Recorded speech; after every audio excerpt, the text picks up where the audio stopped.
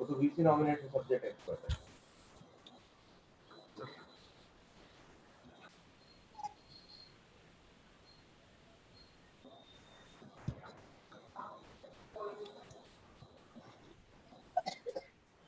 Hello, आज के इस वेबिनार के दूसरे दिन हम आप सबका स्वागत करते हैं। 11 बजे हम इस वेबिनार को शुरुआत करेंगे और आज के शेड्यूल के अनुसार आज का welcome address doctor BK Swai sir इस वेबिनार को एड्रेस करेंगे। Doctor Swai sir RTM Nagpur university के सोशोलॉजी डिपार्टमेंट के प्रोफेसर एंड हेड है। रिसोर्स पर्सन का इंट्रोडक्शन मिस कृष्णा पासवान करेगी, जो असिस्टेंट प्रोफेसर और हेड ऑफ द डिपार्टमेंट है प्रगति महिला महाविद्यालय की। इसके बाद हमारे फर्स्ट सेशन में India in post pandemic world order, इसे एड्रेस करेंगे प्रोफेसर डॉक्टर परिमल माया सुधाकर, जो MIT school of government Pune के हेड हैं। और सेकंड सेशन में pandemic and changes in culture, इसे एड्रेस करेंगे प्रोफेसर डॉक्टर बालाजी केंद्रे, जो मुंबई यूनिवर्सिटी के डिपार्टमेंट ऑफ सोशियोलॉजी के हेड हैं। इस प्रोग्राम को संचालित करने का कार्य डॉक्टर अशोक बोरकर सर करेंगे, जो फैकल्टी मेंबर है RTM Nagpur university sociology department के। और अंततः इस प्रोग्राम को कंक्लूड करने का काम और vote of thanks principal doctor Shyam Kumar Charde sir करेंगे, जो प्रगति महिला महाविद्यालय के प्रिंसिपल।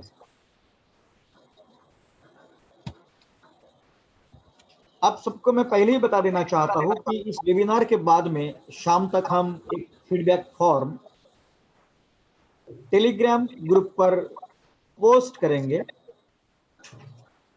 और अगले 2 दिनों में आपको इसे फिलअप करके हमें देना है। उसके बाद में जो फीडबैक फॉर्म सबमिट हो गए उसका कंसर्न हम नहीं लेंगे।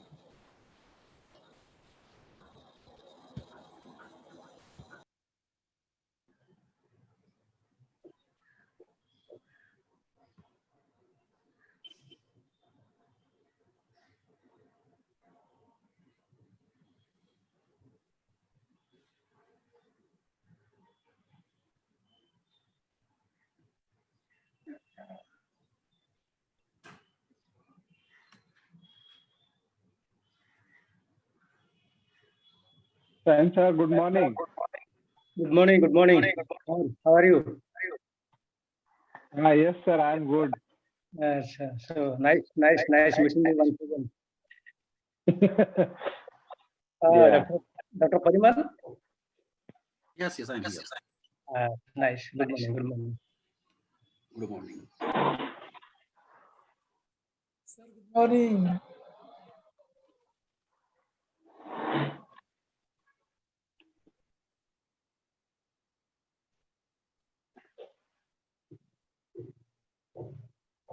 So this is the impact of lockdown, Dr. Kendre. Yes, it is apparent now, and it is appearing on the individual. As a result of lockdown is grown, huh? Yeah.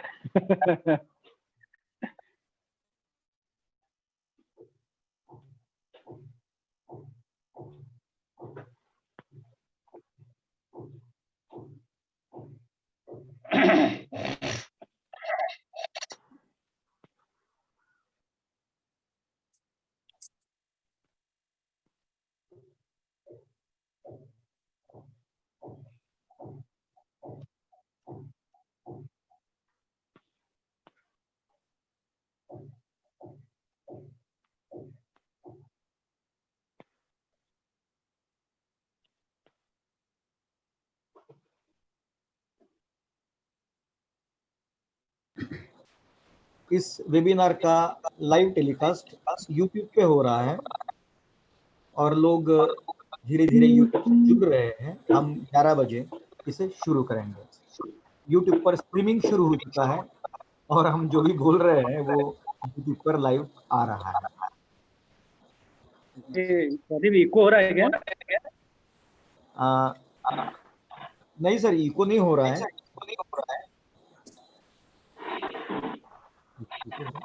Something कुछ भी तो लग रहा है। वो थोड़ा ये हो रहा है ना, आगे पीछे जा रहा है। हेलो बेटा।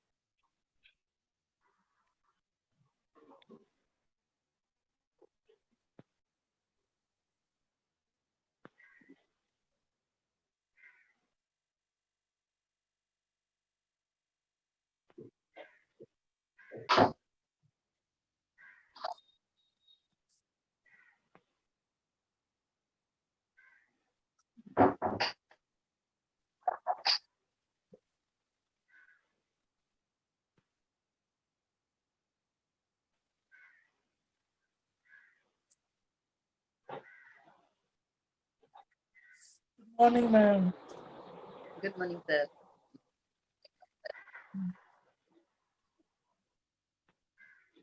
हो गई तैयारी? आप ही को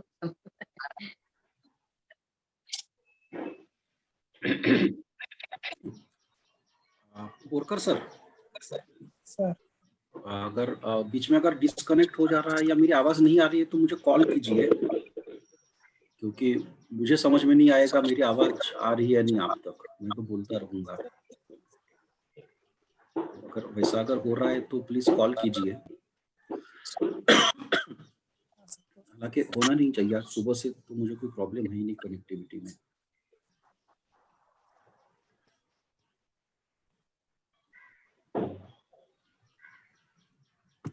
कल फिर विवेक कुमार सर कनेक्ट ही नहीं हो पाए बाद में।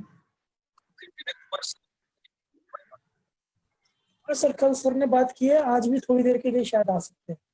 अच्छा, नहीं कल वो आखिरी में जो डिस्कनेक्ट हो गए थे उसके बाद फिर कनेक्ट नहीं आए थे क्या? अच्छा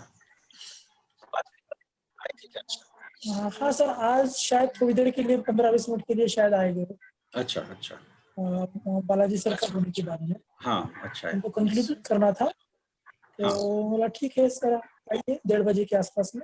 हाँ तो आएंगे।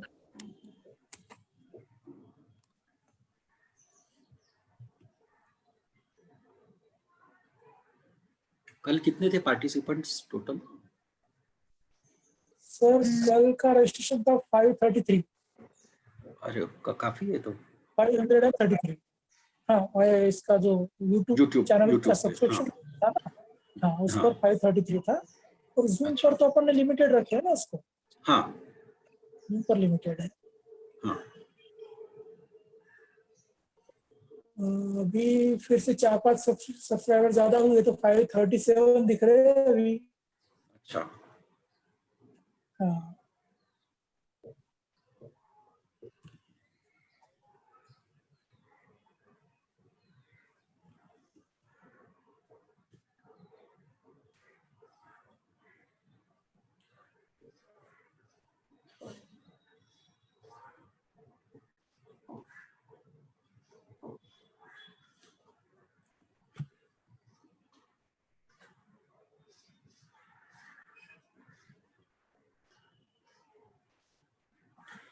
क्वेश्चंस हम कैसे ये करेंगे सर? आप उसको ये करेंगे, मॉनिटर करेंगे? क्वेश्चंस आप मॉडरेट सर, करेंगे? परिमल सर, यस, नमस्कार। यस, अभी 11 बज चुके हैं और हम इस वेबिनार को शुरुआत करते हैं। वेबिनार को संचालित करने के लिए मैं डॉक्टर अशोक बोरकर सर को आमंत्रित करता हूँ। Doctor Ashok Borkar sir. Thank you, sir. Good morning, friends. Welcome. Today we join together for an occasion, a webinar on pandemic in global world.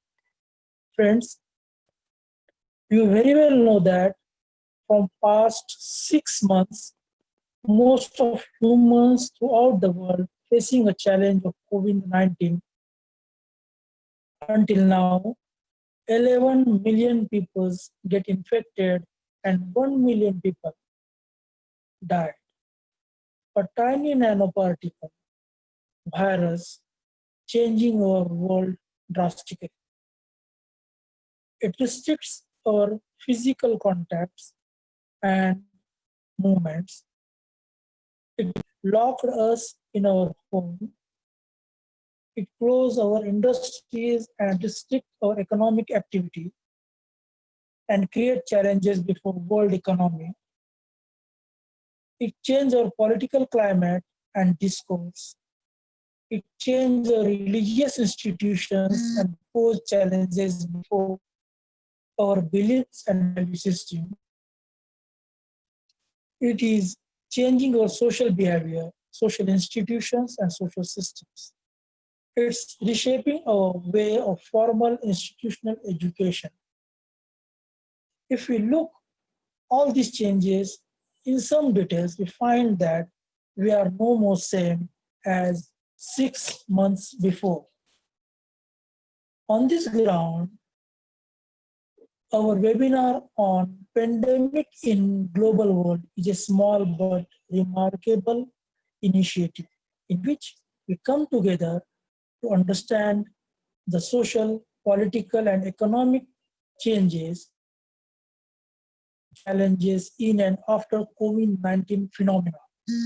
Friends, today, two scholars will deliver their lecture, one related with political issue and other related with social change. And after that, Dr. P.S. Vivek joined us for some time and he concluded his remaining lecture. I hope this lecture enlightened us. Now, allow me to welcome Dr. B. Keswai, Professor and Head, Department of Sociology, and one of the chief organizers of this webinar for his opening remarks on pandemic in global world day 2 session. Dr. B. Keswai, sir. Thank you, Professor Borkar. Very good morning to one and all. Professor Balaji Kendre, Dr. Parimal, and all the fellow organizers of this webinar, and dear participants. Well, friends, as all of you know, this COVID-19 pandemic has altered the whole course of history. The world is facing a big crisis of the century in the form of this COVID-19 pandemic. The pandemic has been very badly affecting our ecosystem, education, economy, healthcare, and social life as well. It has been bringing almost all segments of population under its grip, thereby disturbing their social life on day-to-day basis. Friends, as all of you have been witnessing, there have been a lot of disruptions in our cultural and religious celebrations, the places of worship.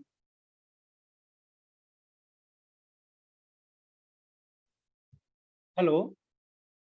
Am I audible? Hello?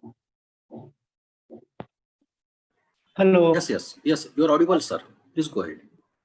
So the places of worship, like the temples, the churches, and the mosques, have been completely shut down for the public.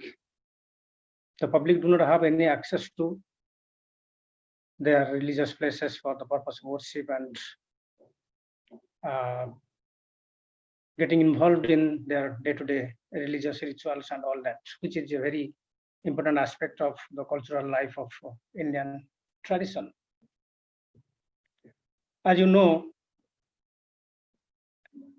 different types of sociocultural practices, although have been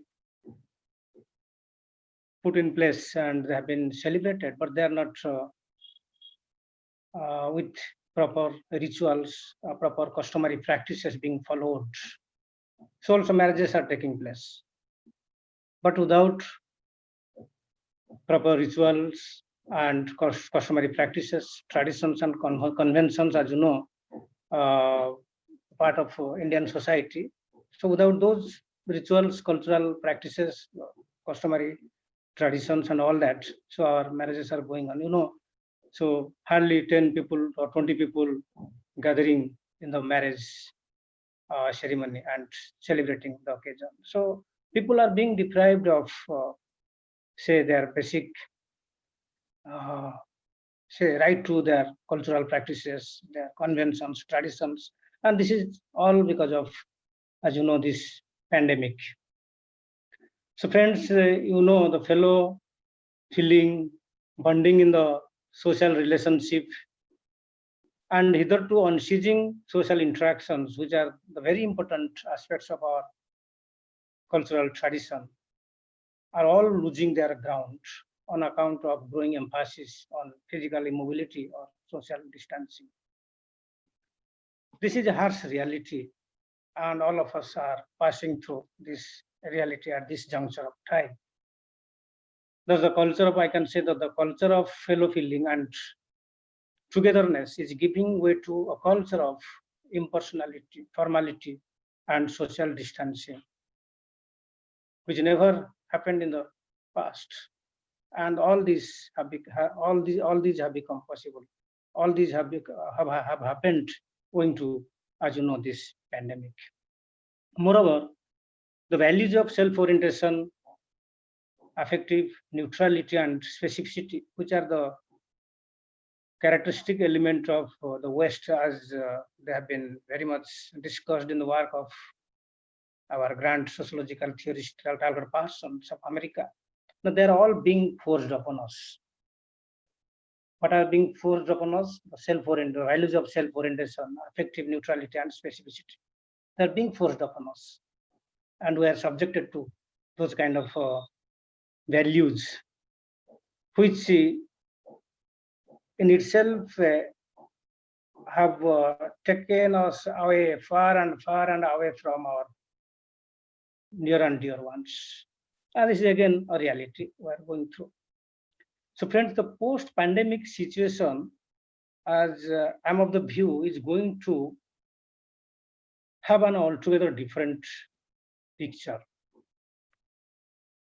In the sense, as I see it, and as I can foresee, I would say that it is expected to bring certain changes in the work culture, not in our own country, everywhere in the globe. There will be greater emphasis on health and welfare and lesser on togetherness in the workplaces. Again, there will be greater flexibility to space distance by reducing desks, chairs, tables, and sitting places in offices and organizations. In coming days, these are the things which are going to happen, which are going to take place, and all of us will witness to all these things happening around us. And this kind of work culture, that is flexibility to space distance, then by reducing desks, tables, and sitting places, and focusing on health and welfare, and giving less priority to togetherness, and a cooperative, collaborative kind of attitude. Now, this kind of work culture will perhaps continue and be strengthened. And there will be more and more emphasis on online work, as you know, more and more emphasis on online work. But it may not prove to be rewarding. That online work may not prove to be very much rewarding. In a sense, it may disrupt the work due to the poor connectivity. As we saw yesterday in our webinar also, there was some disruption for quite a long time. And every day in every kind of online activities, we somehow come to know about this poor connectivity, and as a result of poor connectivity, so things getting disturbed, the whole thing being disrupted, the whole effort goes in vain. So this may disrupt the work due to poor connectivity, because the person will work from a remote distance, from far and far away from the mainstream society. So naturally that will happen. It may keep him safe, that online work may keep him safe, but less connected as a result of this kind of disruption, and may not offer him more chances to grow, as it is likely to affect his efficiency. So friends, while concluding, I must say that the COVID-19, am I audible? Hello? Am I audible? Hello? Yes, sir, you are audible. So at the end, while concluding, I must say that the COVID-19 has been very stressful and traumatic. And therefore, we must be very serious about it and adopt certain rational coping strategies, I would say rather rational coping strategies to deal with it, reduce its gravity, and live a normal life. So friends, this is what I wanted to speak on in my introductory address. I hope the day-long webinar seminar will go a long way in helping the participants, the fellow sociologists and scholars, to have some in-depth understanding about this growing phenomenon which has grabbed the whole world, and ultimately will this webinar will come out with certainly certain concrete resolutions. Thank you so much. Thank you, friends.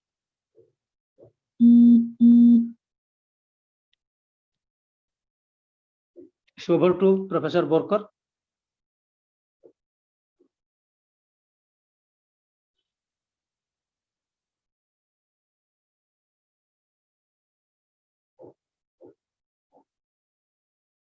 Hello. Hello. हाँ sir. Now I have concluded. Now I say it is now over to Professor Borkar, so he can take it forward, take it ahead. Ashok कहाँ गया है, गायब हो गया? तो तू बोल देना जॉइन करने के लिए। तो ये करके चला जाएगा। एक मिनट, फोर्थ सेम में सामने ये ना कैसे करते English Marathi social history MLT तीन दिख रहा ना, तो दिख ही नहीं रहा है। हाँ sir, English, Marathi, sociology, history और MLT.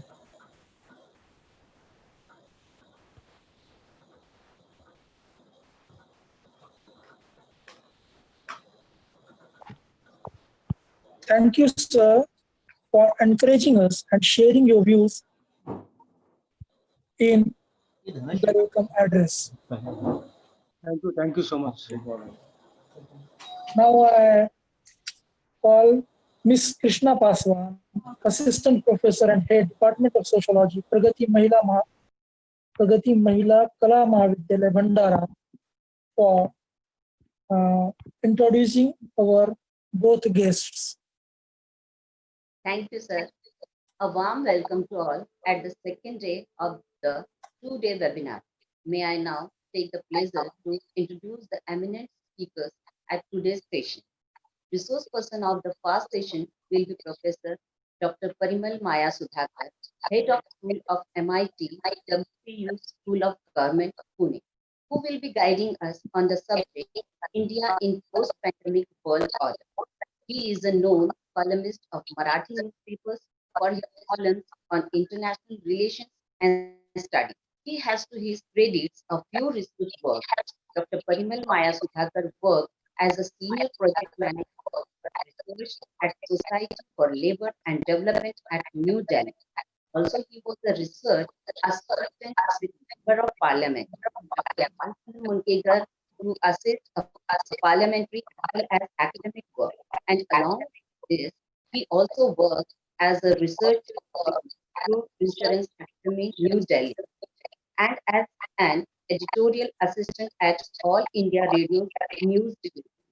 This renowned person has contributed to a number of chapters for several books and has also authored a Marathi book and several research reports.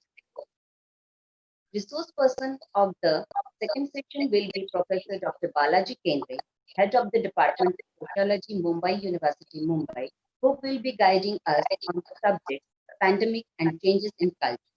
He has teaching experience of more than 15 years and has held various positions in the past, right from being the chairperson of the Board of Study in Sociology at Mumbai University to being a member of Academic Council at the Mumbai University.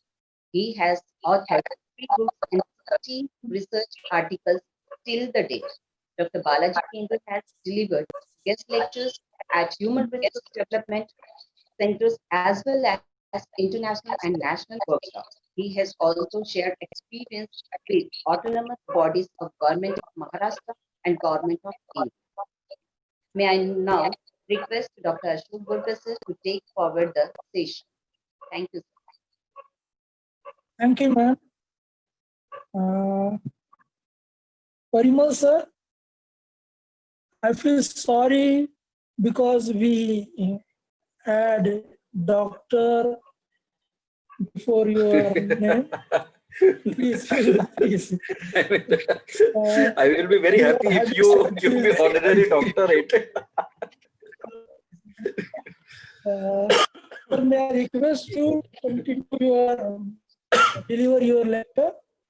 Yes, certainly. Thank you so much. Yes. Yes. Thank you so much, madam, for the kind introduction, and thank you, Burkar sir. At the outset itself, let me thank the organizers for organizing this webinar and inviting me to speak in one of the sessions. Honorable B.K. Swain sir, Dr. Vikas Domne sir, Shri Raju Ashtikar sir, Dr. Shyam Kumar Charde sir, Ashok Borkar sir, and other dignitaries who are there on this online platform, Balaji Kendre sir as well. I must compliment that yesterday's both sessions were very good. They were quite analytical and thought-provoking. I listened to both the speakers, Dr. Vivek Kumar and Dr. Deshpande sir, and felt enlightened. And I'm looking forward to Balaji Kendre sir's address as well. And in between, I would try to speak something on India in the post-COVID-19 world order.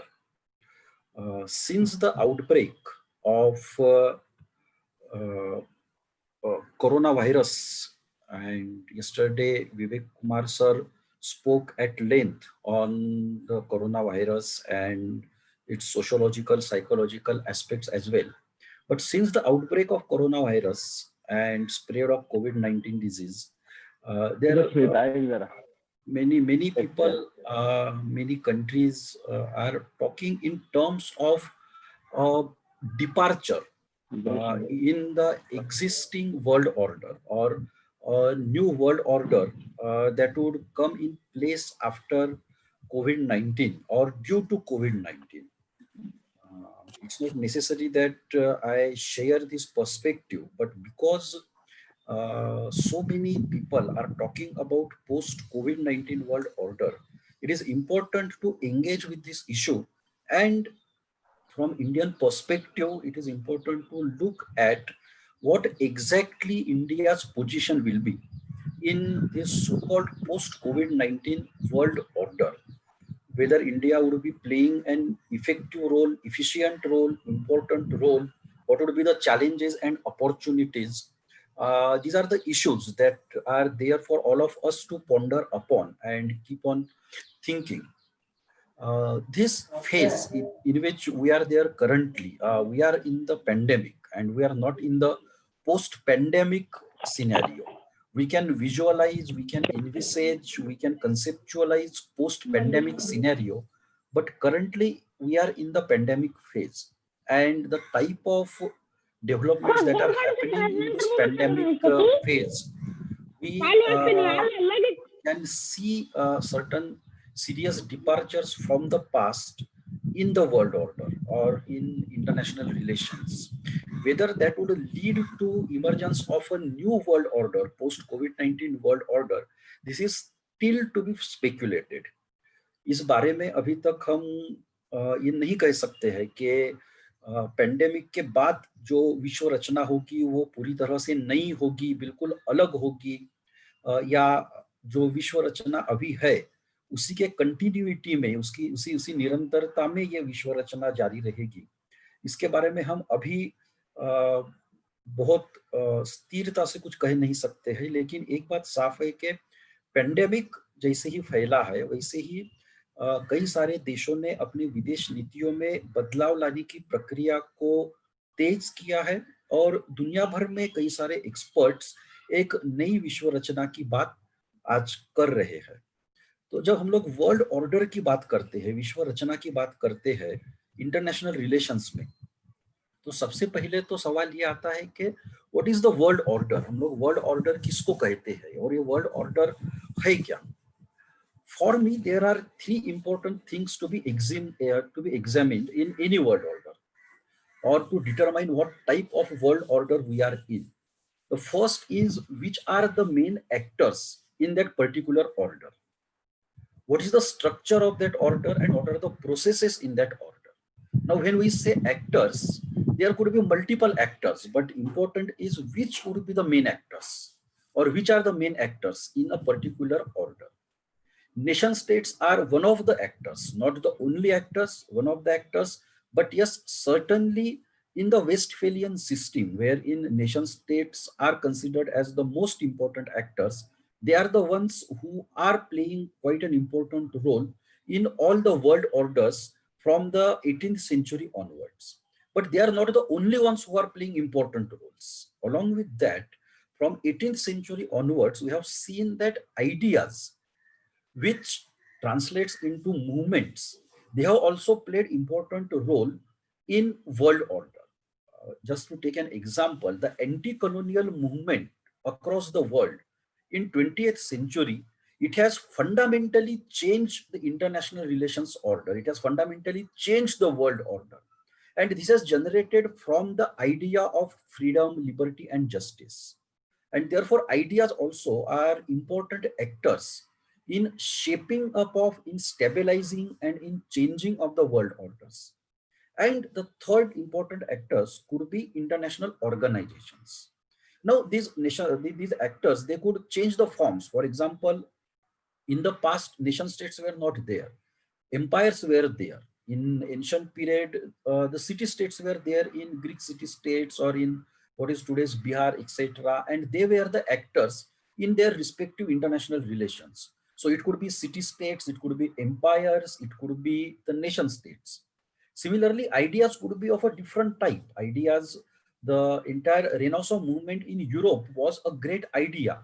and that had in fact influenced international relations as well, as it has given birth, it has strengthened the system of nation states, it has given birth to great revolutions like the French Revolution.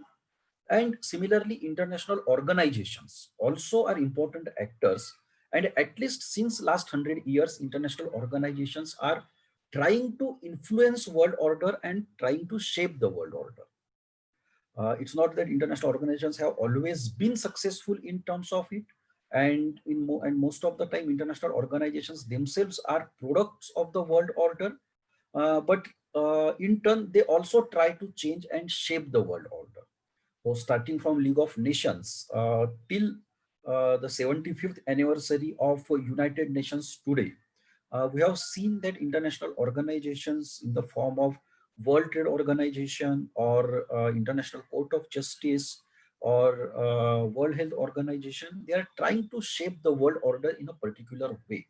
So when we think of a world order, we have to think of these actors and their place in this world order, or what these actors are trying to do to the world order, what the nation states want to do, what different ideas, movements want to do, and what international organizations want to do to the world order. The second important entity is that of a structure of a particular order, that what type of structure the world order is having, whether and the type of structures that we know of. We can certainly think of a unipolar structure, a bipolar structure, and a multipolar structure. However, I must mention that these structures that we often talk of in world order, in which in these structures we always consider nation states as the most important actors in world order. However, the structure of world order could be entirely different as well. Just to visualize, the world order could be dominated by international organizations as well. For example, European Union as a or international organization, ASEAN as an international organization, SARC, South SCO, the Shanghai Cooperation Organization, the African Union. So these international organizations could be the main actors in the world order, and how they are placed in this world could determine structure of the world order. But this is just a visualization because we haven't seen this type of world order yet.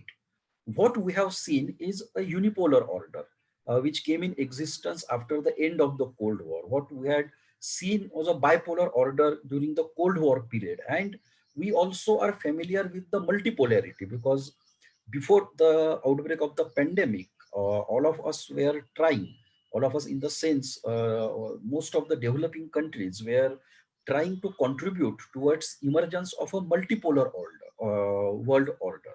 So what type of a structure is there in the order also determines the type of world order that we are having. And then processes, that how important actors they interact and how they determine their exchanges, their behavior in the world, in international relations. And two very important processes are bilateral processes and multilateral processes. Bilateral processes have been in existence for centuries in international relations, if not in the world, but certainly in international relations. And multilateral processes emerged as the world became more complex, more interdependent, and the world order takes shapes. The multilateralism also emerged in the world. So while in 18th and 19th century, it was mostly the bilateralism that dominated the world. 20th century and at least the first 2 decades of 20th century, we can say the multilateralism had its say. Without multilateralism, so many international organizations, from League of Nations to United Nations to the Nuclear Suppliers Group to World Trade Organization, they simply would not have come in existence. But at the same time, multilateralism really hasn't given a blow to bilateralism, and bilateralism continues to be pillar of world order. The bilateral relations that each country is having with the other country, that still determines the world order in 21st century or in today's world or so.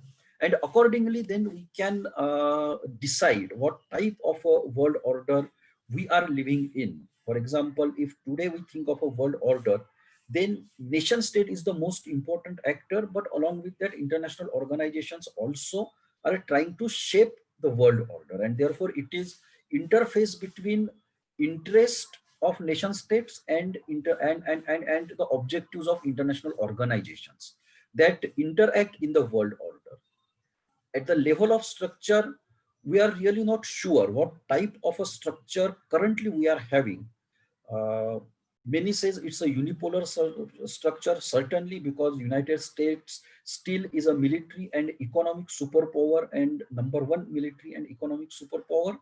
But there is an issue of legitimacy, that all the countries are not willing to accept this superior position of United States, and therefore there is a constant movement toward multipolarity, and very late now there are signs of emerging bipolarity as well between United States and China. Not that it has come in existence, not that it would surely come in existence, but certainly a movement, a movement is there towards this new type of bipolarity between United States and China in the current world order.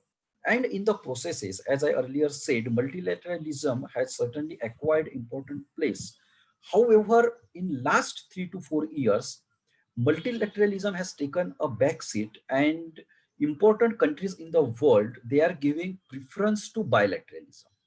Just take an example of United States, that United States wants to strengthen its relationship with all the countries, but more so now on the bilateral basis and not on the multilateral basis. We will dwell with it in detail later on, but just to understand what type of world order we are in, and then only we can consider whether we are really entering into a new type of world order, and if so, what type of world order that would be, that is caused by COVID-19. When we think of the COVID-19 pandemic, can we really consider it as the next stop in international relations?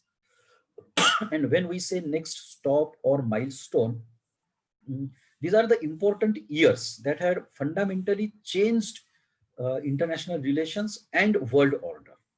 Just to think of the three previous milestones, I would say the first one was the end of the First World War. And it was a great milestone because what it had produced was two very, very important things. The first one was that of end of certain empires. We all know that Ottoman Empire, the great Middle Eastern empire, it collapsed. It suddenly disintegrated. And it has given birth to many new nation states in what is today's West Asia and some parts of Eastern Europe as well. But that entire empire had collapsed as a result of the Second World War. Similarly, the Austro-Hungarian Empire in Eastern and Central Europe, it also disintegrated. And without disintegration of Austro-Hungarian Empire, the events that happened that led to the Second World War really would not have happened. And similarly, the structure of Europe that we see today, disintegration of Austro-Hungarian Empire had much to do with this structure. So many countries on such a small European continent, they got in existence because of disintegration of this great empire.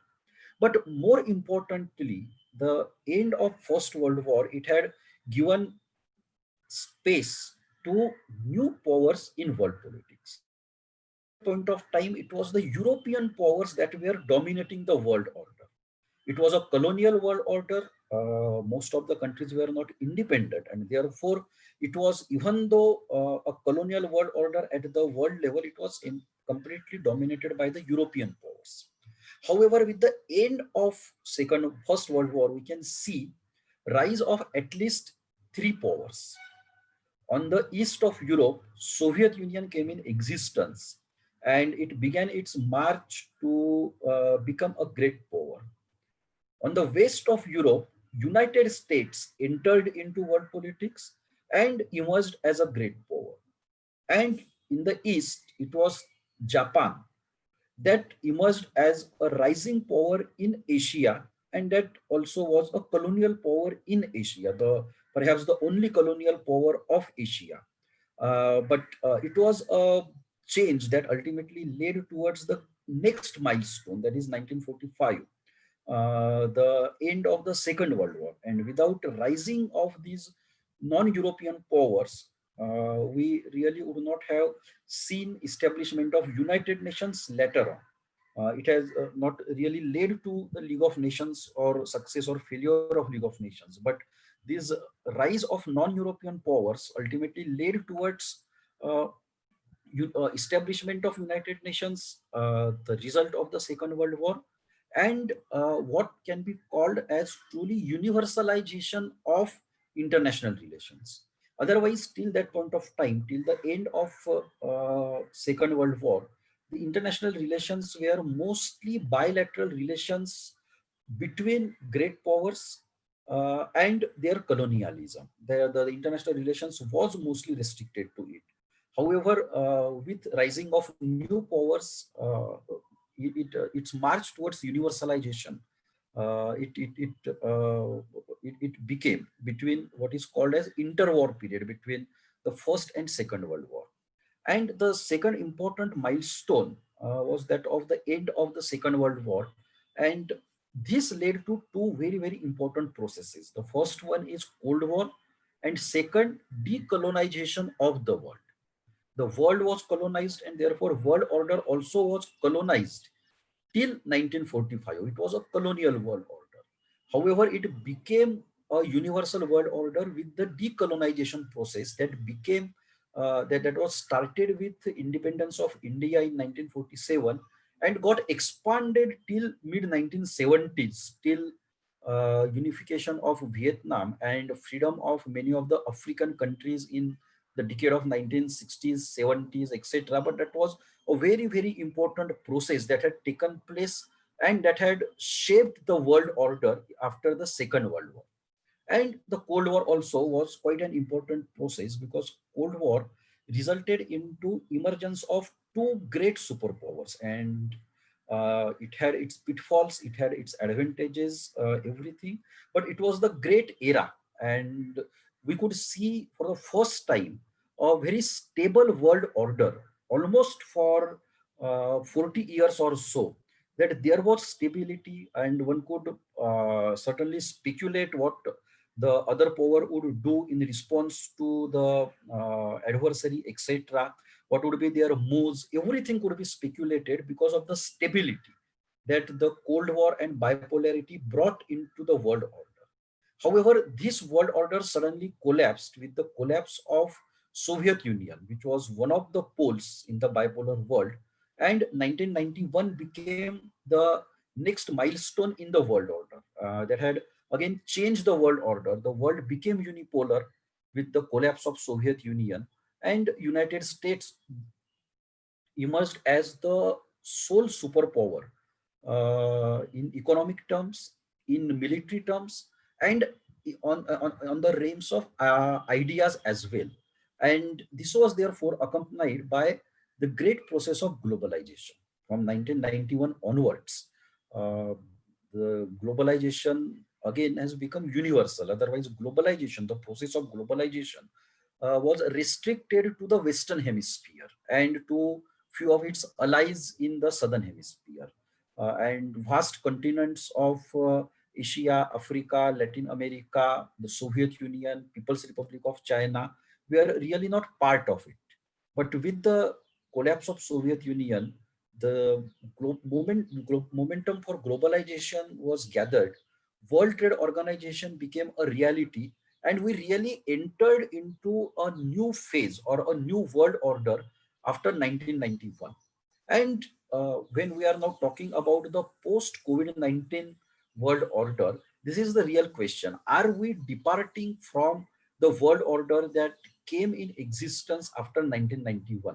It's not that it came in existence immediately with the collapse of Soviet Union, but the process was accelerated, and slowly and steadily a new world order was shaped, in which the process of globalization was a dominant process.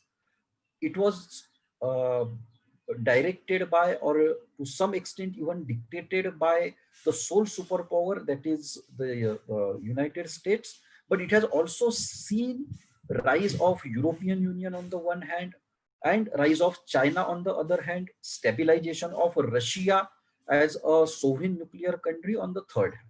So multiple developments happened along with unipolarity of the world and globalization process during this period. And now when we talk about the post-COVID-19 world order, we have to ask a question. What is it that COVID-19 pandemic really has caused to change the world order?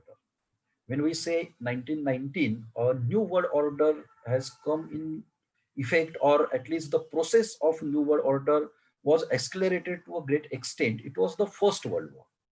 In 1945, it was the Second World War. In 1991, it was the collapse of Soviet Union and the entire Eastern Socialist bloc. These were major developments. Now, whether we can consider COVID-19 as a development of that scale, on the one hand, yes, it has certainly disrupted regular life across the continents. At no point in the known human history, human life was disrupted to such a great extent. It was elaborately explained by Dr. Vivek Kumar yesterday.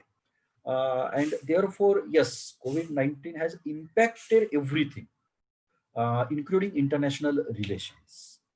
However, whether it is a interrupter to an extent to change the entire world order, or rather the question is whether COVID-19 is really a disruptor of the existing world order, or it is an accelerator of the changes that already were taking shape within the existing world order.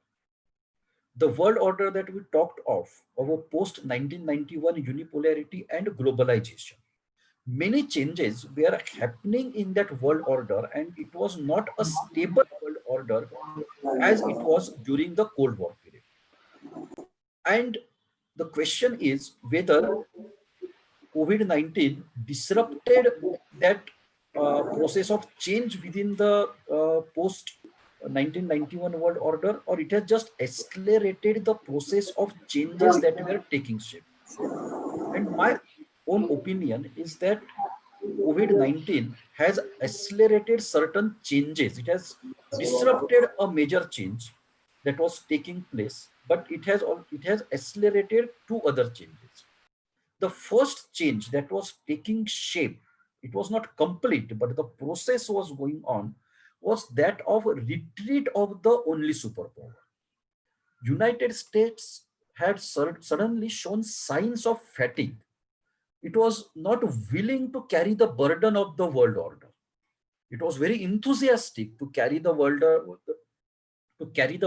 to shape the world in 1991 during Bill Clinton's era, during Barack Obama's era as well.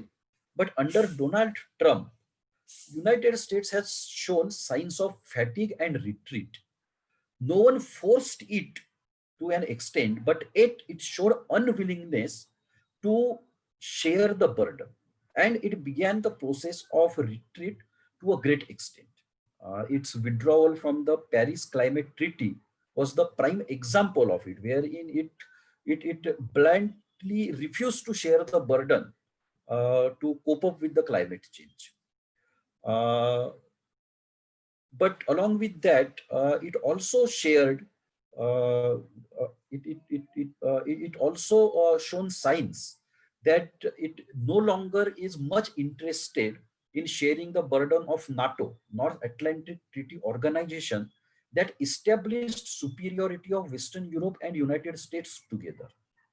Or from the NAFTA, the free trade zone that United States was so vigorously pursuing in the Atlantic, they suddenly withdraw from it. So it looked like United States suddenly had lost the purpose of why they really would like to carry the burden of maintaining or shaping the world order. This was the process that was going on even before eruption of COVID-19. The second process was that of nationalism, rise of nationalism, resulting into retreat of globalization. And it was not only Trump's policies, Donald Trump's policies, but everywhere we could see it. In Japan and Russia, we had nationalist leaders. We are having nationalist leaders like Shinzo Abe and Vladimir Putin.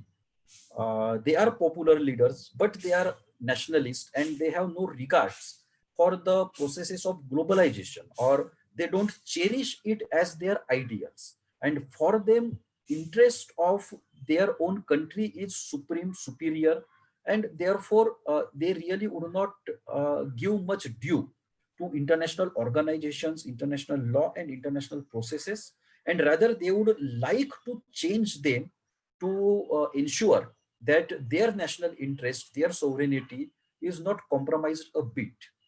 The same thing we had seen in United Kingdom, where Boris Johnson is Prime Minister currently, and the mandate that Boris Johnson received in the recently concluded parliamentary election in United Kingdom, which happened a few months back before the pandemic, it showed that Boris Johnson, who is who himself considered as a right-wing nationalist leader, his popularity is on rise, and that resulted into the process of Brexit, which goes entirely against principles of globalization. So this retreat of globalization was another process which was already happening before pandemic. Now pandemic has accelerated both the processes, that United States still now is considering its own interest, and it is not coming up with any plan, any concrete long-term plan, the way it has done in 1950s with the outbreak of the Cold War, to come up with the Marshall Plan and support the needy countries through Marshall Plan, and to build up military alliances like CETO, CENTO, North Atlantic Treaty Organizations. So those were the visions of United States that it conceptualized, it worked upon, it built, it sustained. But the pandemic 19 really is not showing any signs that United States really is eager to take up that job once again.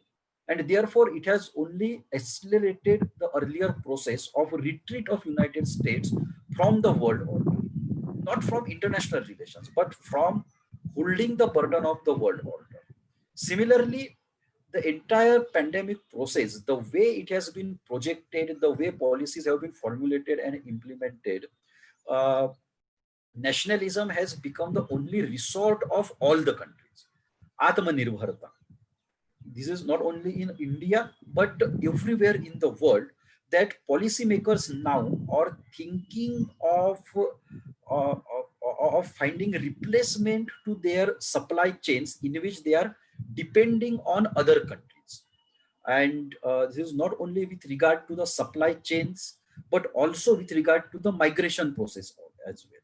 The globalization had three major aspects. One was capital investment, another was that of rise in import and export and interdependence in terms of supply chain, and third was migration of people required for sustenance, growth of the supply chain, etc. Now, on all these three counts, pandemic has come as a great setback and therefore accelerated the process of retreat of globalization. Just recently, yesterday, the news of 8 lakh Indians who might have been required to return to India, not because of the pandemic, but because of the changes in Kuwaiti laws. It itself shows that pandemic has accelerated this entire process, wherein now countries, they are not giving preference to the skilled labor, but they are giving preference to the domestic labor, to the local labor. And this is a great setback to the entire process of globalization. The third thing which COVID-19 has not accelerated but disrupted is that of China's Belt and Road Initiative. It was in a full swing before the pandemic. China tried to utilize its Belt and Road Initiative, which is a mega infrastructure investment project. And before the outbreak of the pandemic, as many as 85 countries in the world, including that of Italy, which is a member of G7, it had become part of Belt and Road Initiative. And through this mega project, or China doesn't call it a project, or it doesn't like it to be called it as a project, but through this mega initiative, uh, China tried to reorient the world economy towards itself. It wanted to reorient world economy towards China, world economy which was oriented towards Western Hemisphere. It was Europe centric, it was America centric, United States centric. But through Belt and Road Initiative, China tried to reorient it towards itself by ensuring that these 85 countries which have come on board on Belt and Road Initiatives, their economies would become China-oriented economies, and for them, China would be the major trading partner, major investment partner. And through that, China basically wanted to come to the prominence in the world order, which in itself was a retreat of multipolarity, because from the time United States became the sole superpower from 1991 onwards, many other countries, including China, India, Russia, Germany, Brazil, South Africa, Japan, so many countries were working in tandem to ensure that world order would be a multipolar world order, that the unipolarity was considered as a stopgap arrangement, as a temporary arrangement, and all of them were working towards multipolarity of the world. uh, that process was halted even before the pandemic. A major responsibility of halting of that process in a cohort way, not overtly, but cohortly, it was on China, whereas through Belt and Road Initiative, even though more than 80 countries became part of Belt and Road Initiatives, it remained as a bilateral initiative of China. China has not created a common platform, a common organization for all the members of Belt and Road Initiative, but China has been dealing with all these members of Belt and Road Initiatives individually. So if Italy is a member of BRI, China would bilaterally deal with Italy, and China would bilaterally deal with Iran, China would bilaterally deal with Pakistan, but all these countries would not come on one platform to shape and to take forward the Belt and Road Initiative. So it was completely a bilateral initiative of China, and which was a setback to multipolarity. Now, what happened during pandemic or because of pandemic was that the first two processes that we have seen, loss of purpose of the United States and rise of nationalism, they already were felt threatened by rise of China and China's Belt and Road Initiative. Other countries like India, they also felt apprehensive and anxious because of China's retreat or from the sincerity with regard to multipolarity. And pandemic 19 now has provided opportunity to all of us, to India, to the Western world, to other rivals of China in Asia like Japan and South Korea, to counter China. And all of them are using pandemic 19 as an excuse. Otherwise, as such, pandemic 19 really has not caused anything to international relations to change the world order. But this has been used by the rivals of China to corner China and to ensure that world economy and polity would not become China-centric in 21st century because of China's aggression, ambition, and most importantly, because of its Belt and Road Initiative. Otherwise, other countries were not getting what we call as an ideological platform to counter China's rise. The way China rose in world economy in last 30 years, it embraced principles of globalization. It became members of important international organizations such as World Trade Organization, and policies of Western countries was that of bringing China into world order, making China an important part of the world order.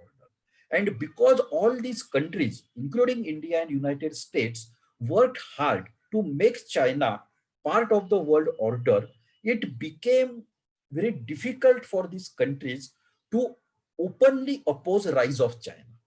Now, pandemic 19 has provided all the countries to give this opportunity to counter China's rise. Whether that really would happen or not, it's still not clear. And multiple scenarios are still possible. That what exactly would happen after once we come out of this world order, or once we come out of this pandemic, uh,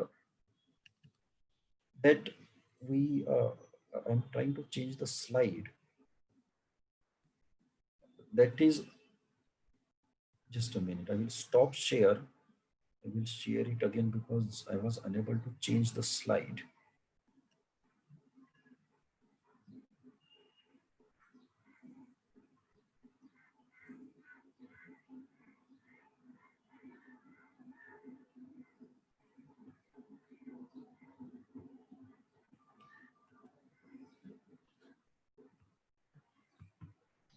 So what would happen next now from here onwards?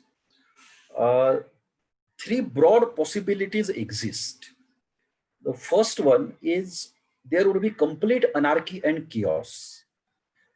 If United States still would be at the loss of purpose, if it still would like to continue its withdrawal from world order, if nationalism would be on a rise and all the countries would erect national borders, would strengthen national borders for international trade, migration, etc. And if they would become much more nationalistic than what they were in the past, then that would mean end of the existing world order. No would one give even iota of regard to international organizations, to the principles of United Nations, etc.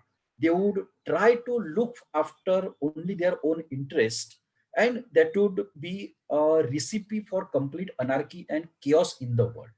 And whenever there would be anarchy and chaos, it is the most powerful in the world, as we say, jiski lathi uski bhais.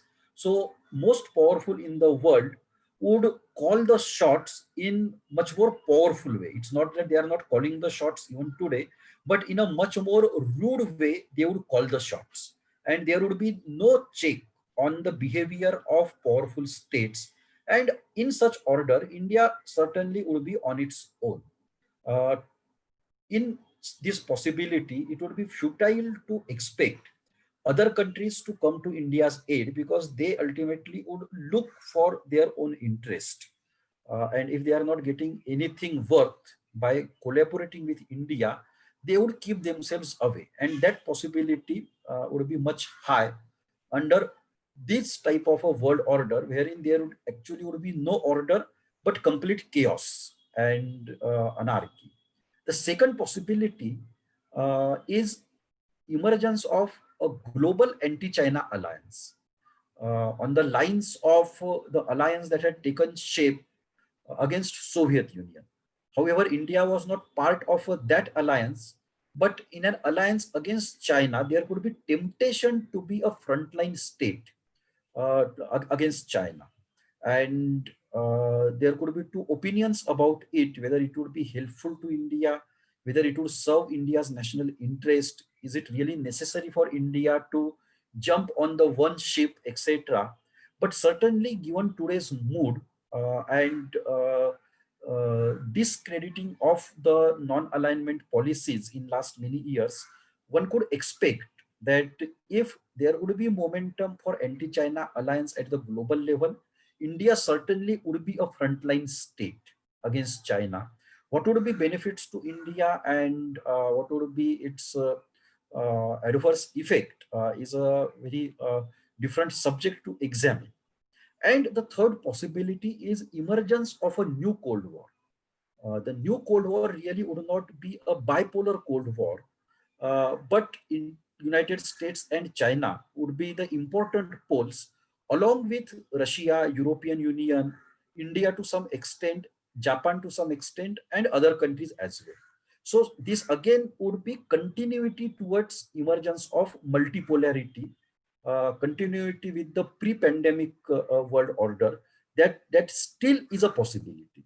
And in this world order, India would have much more choice to exercise its strategic autonomy, wherein it can bargain with all the great powers, it can assuage the small and medium powers, and it can strengthen its position in the world order by navigating through its strategic autonomy.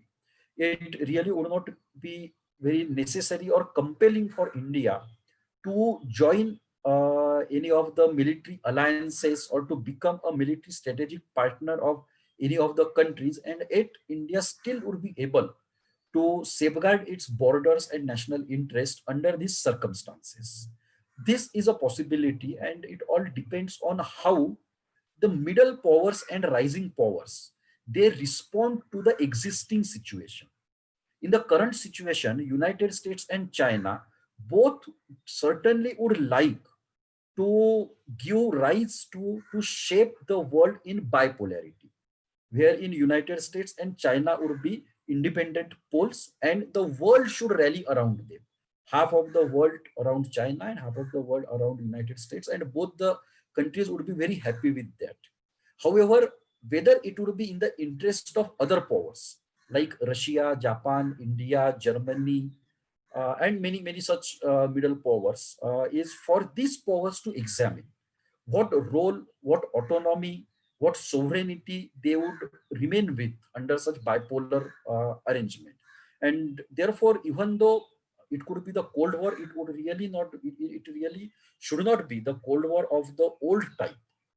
It can be the Cold War of the new type, wherein it not only would be a Cold War between United States and China, but it could be a Cold War between India and China. It could be a Cold War even between China and Russia, when we are thinking of a better Chinese, or we could see better Chinese and Russian relations. But the truth is that Russia also would really not like China to become a hegemon or to become much more superior to Russian strength. And therefore, Russia also would like to see checks to the powers of United States on the one hand and to China on the other hand. So it would be much more complicated Cold War situation. It would be much more complicated multipolarity towards which the world can progress in the post-pandemic world. All these three possibilities are real at this point of time as we live in the pandemic age. As we struggle and we make our choices, the situation would become much more clear. What choice India is making, what choice other countries are making. Accordingly, we will see that next 2 to 3 years, we will have a new type of world order, which would be any one of these. Either there would be entirely chaos, there would be a global anti-China alliance, or there would be a new type of Cold War.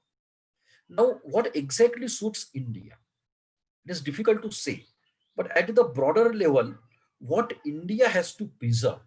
Number one, India has to ensure that nowhere in this process we are compromising with process of multipolarity.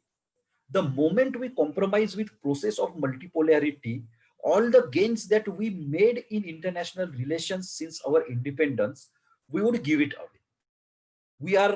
We people are now, last 20 years, the world is thinking of India as one of the possible poles in world order. We are at not pole, but world is thinking of it that yes, India is having a potential.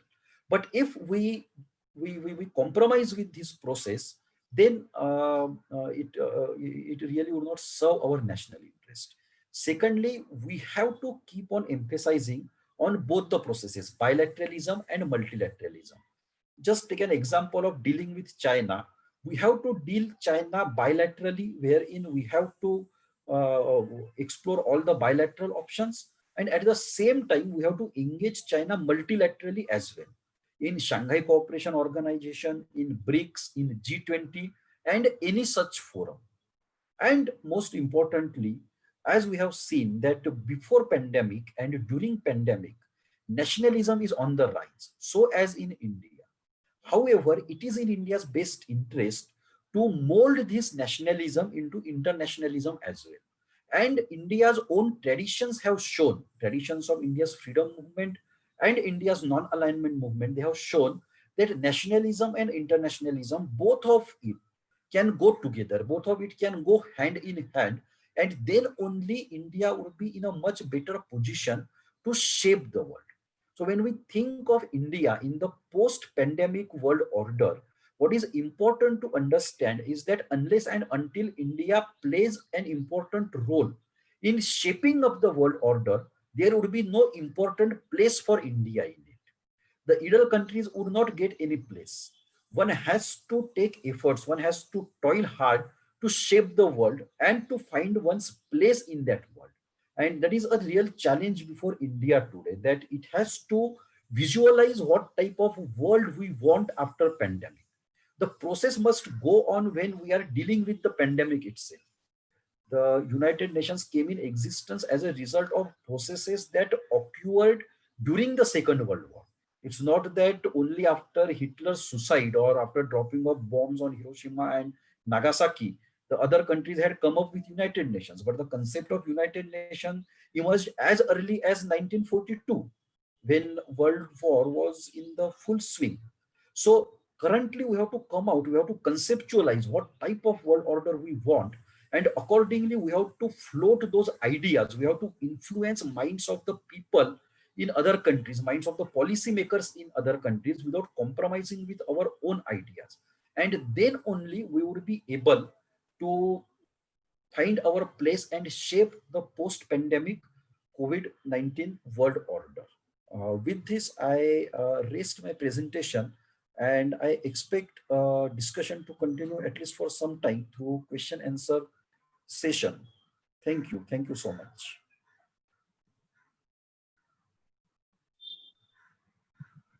Hello. Hello. Yes, Borkar sir. Professor Parimal talks on India in post-pandemic world order. He put a panorama of world politics from 1919 to COVID-19. Sir, you marvelously put the building of world order and COVID destruction. Sir, you already talked about many parts, and some questions come to me related with that part. May I ask them, sir? Yes, sir. Please, sir. So the first question is there any relation between India-China border crisis and pandemic 19 or COVID-19? Yes. Yes and no both, or we can say partially true. Partially true because I could sense that even without COVID-19 pandemic, whatever happened on India-China border would have happened this summer. Even without the coronavirus, the Chinese would certainly have ventured into Ladakh or on any other sector on India-China border, but most probably in Ladakh itself, for two important reasons. One is that the Chinese are very anxious of their investment in Gilgit-Baltistan, a region which is currently under Pakistan's occupation, but India is having claim over it. And China has invested heavily in Gilgit-Baltistan. That area is not far away from Ladakh. And China basically wants to give signal to India that anything it would do with Pakistan, it would certainly consider Chinese stakes in Pakistan. This was not the Chinese position earlier. Even though it had fantastic relations with Pakistan, But nonetheless, it had always decoupled India-China relations and India-Pakistan relations and Pakistan-India relations. But now there is an increasing tendency on the part of China to club it all together. And therefore, anything that India would do vis-a-vis Pakistan, China is continuously giving signals, and their Ladakh incursion is part of that. It's a concrete signal that they don't hesitate, or they would not mind opening up another front if if India does any adventure vis-a-vis Pakistan, or if India pokes up Pakistan, or India troubles Pakistan. So that's a clear message that Chinese wants to give to India, and even without pandemic, certainly they would give it. Secondly, the border construction that India initiated 20 years ago, construction in border areas, the Daulat Beg Oldi Road that we all talk about, but not only that, apart from that, in many other sectors on India-China line of actual control, last 20 years, India had initiated construction of roads, bridges, even airstrips, etc. And that has now reached to such a position that for the first time, Chinese are feeling challenged by India's infrastructure.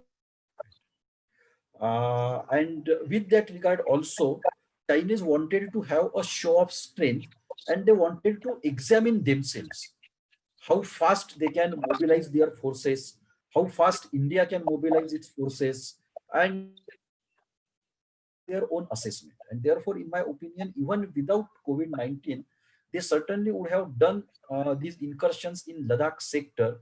But COVID-19 also has given them an impetus in two sense. One, their assessment in the month of April was that India was completely engulfed into the pandemic, and therefore was not giving proper attention on its borders. It was very evident from the postponement of the annual military exercises that India does on the Ladakh border, which India did not conduct this time in the month of March. And the Chinese assessed it as India's own weakness, and therefore they thought it's an opportunity for them. Secondly, in the month of March and April, if all of us could just recollect what type of media coverage we had, not only in India but across the world with regard to China, the media coverage was that China now would be encircled, China now would be challenged, and China would face great difficulties after this pandemic or because of this pandemic. And therefore, China's rise now certainly would be halted.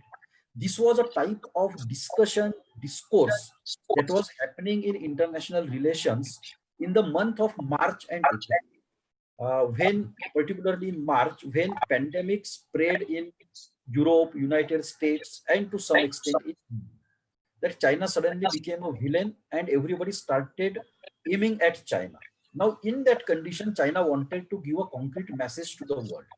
And therefore, what they did in Ladakh, similar things they did also in South China Sea, in East China Sea. That nowhere the pandemic had weakened Chinese power or resolve to stake claim on their claim territories.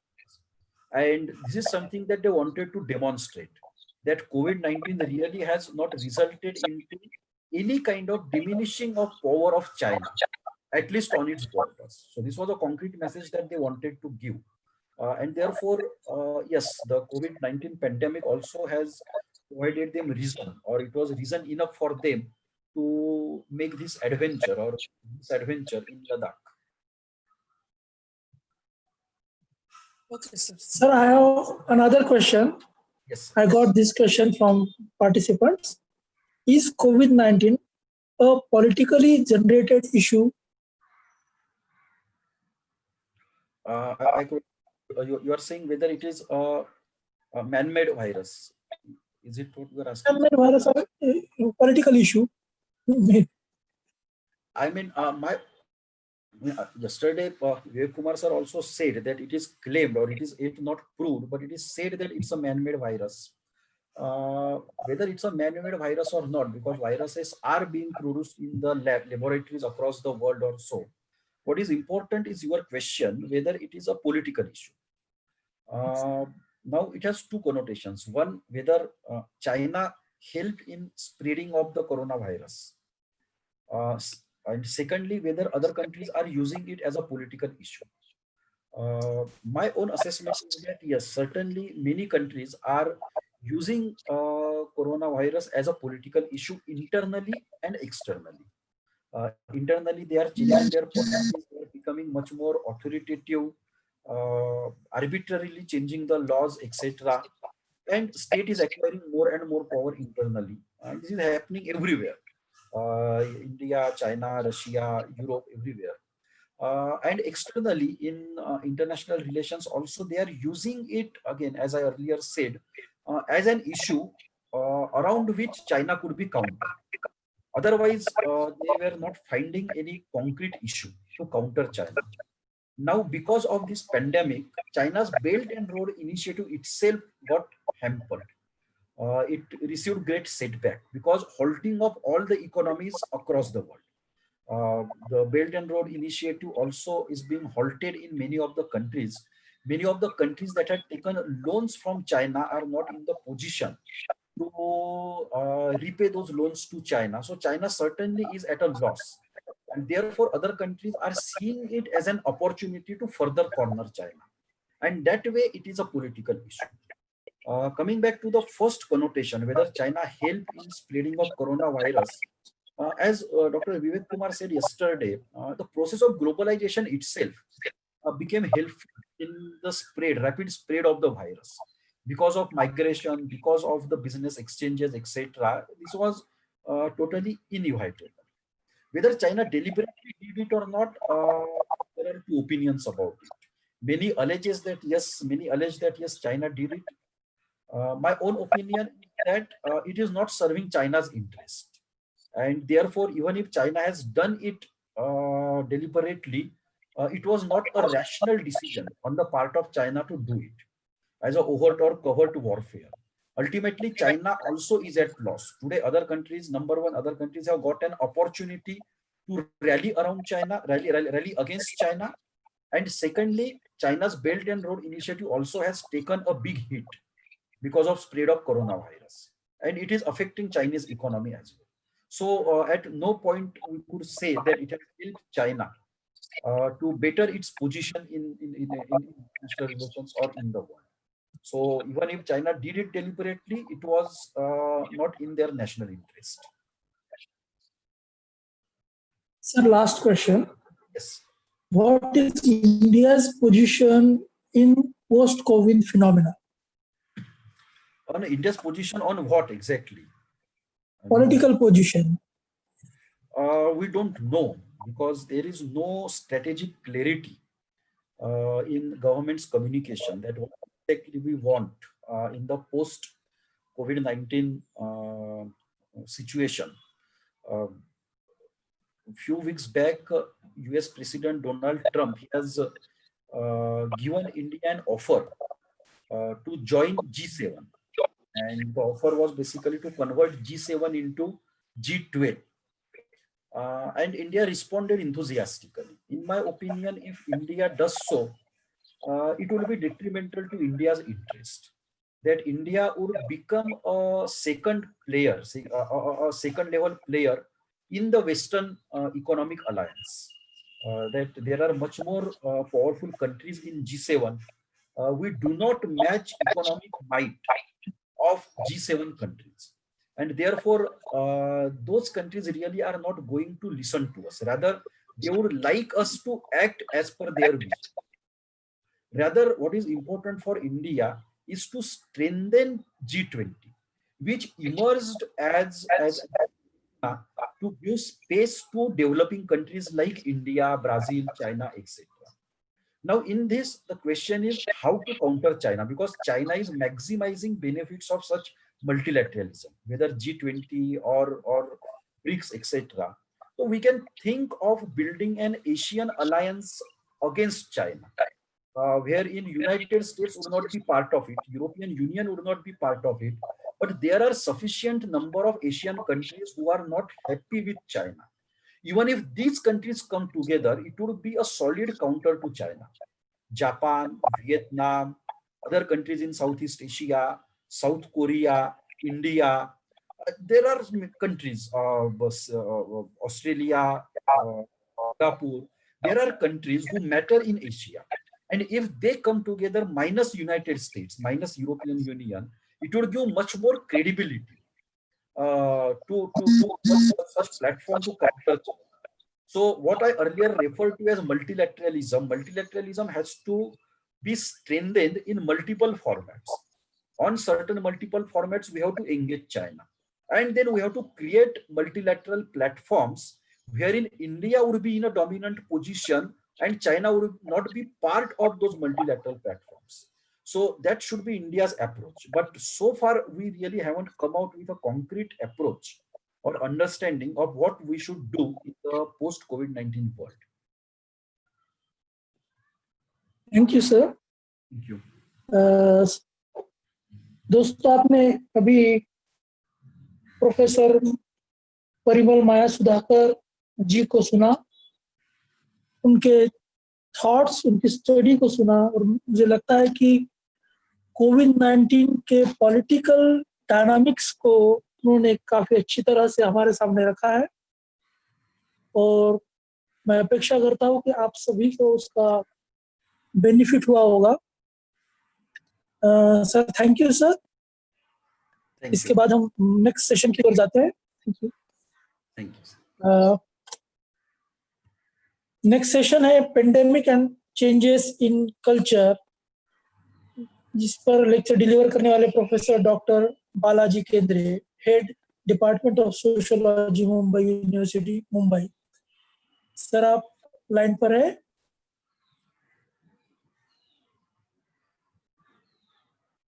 Kendre sir? हाँ, yes sir, I am here. Sir, आप आपका lecture deliver कर सकते हैं sir? Hello. Hello. हाँ sir, आप deliver कीजिए sir lecture. हाँ, yes.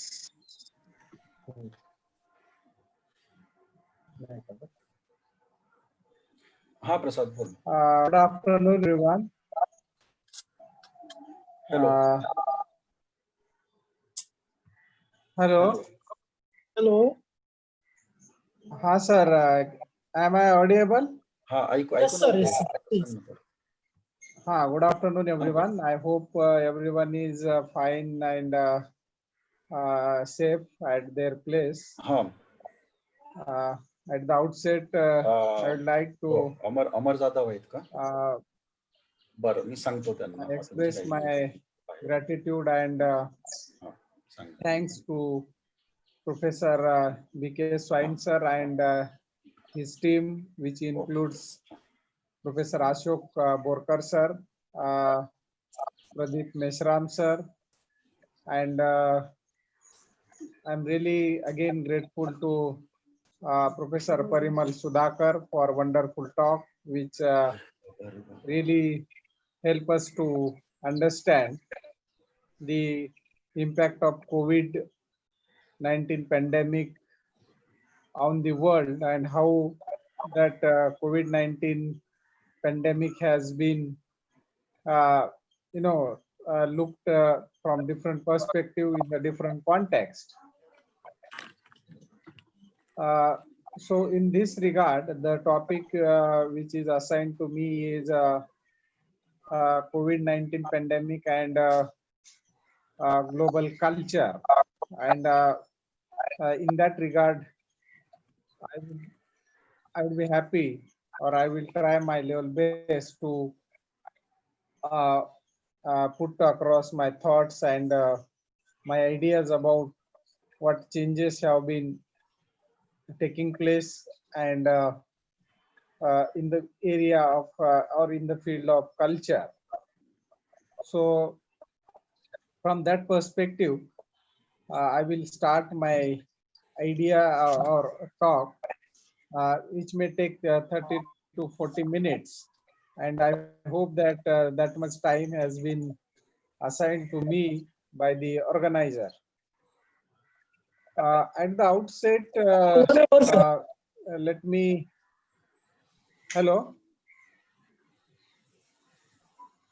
Yeah, at the outset, let me share the conceptual clarity or conceptual idea of culture, because we all know culture is an integral part of society, particularly human society, and why humans are distinct and different than all other animals on the planet because of its culture.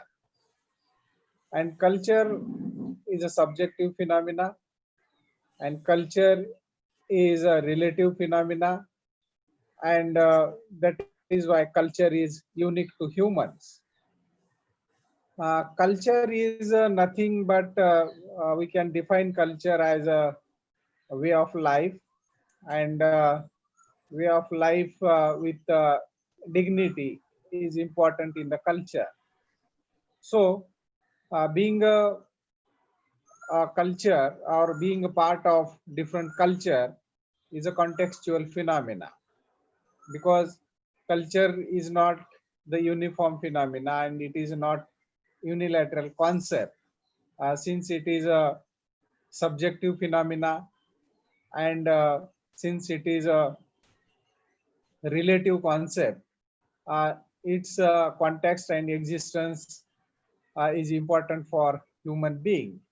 So when we talk about culture, culture is something, as I said, it is a way of life, and way of life constitute your basic survival strategies, and those survival strategies include and constitute culture. So with a broader understanding of the culture, we can divide culture into three types, broad categories, and those broad categories can be as follow. One is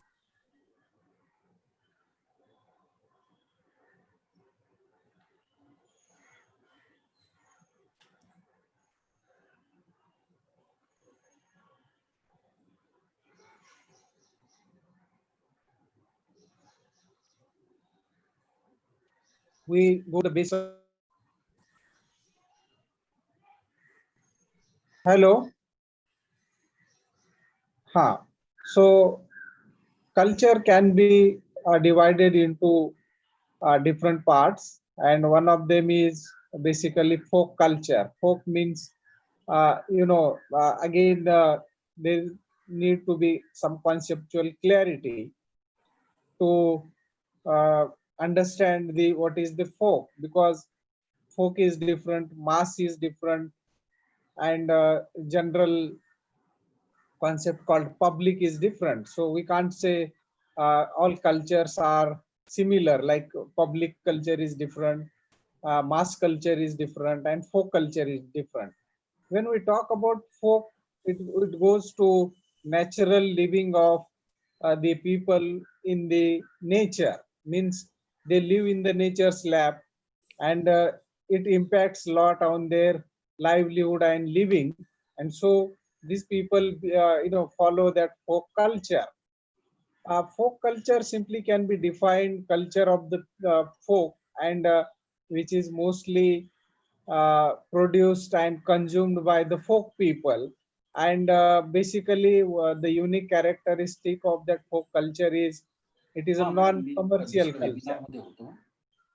hey invitation पाठवलं So होतं. when we talk about non-commercial culture, folk culture, it has a great impact of natural activity. मी दुसऱ्या एका webinar मध्ये होतो. कशासाठी होती meeting?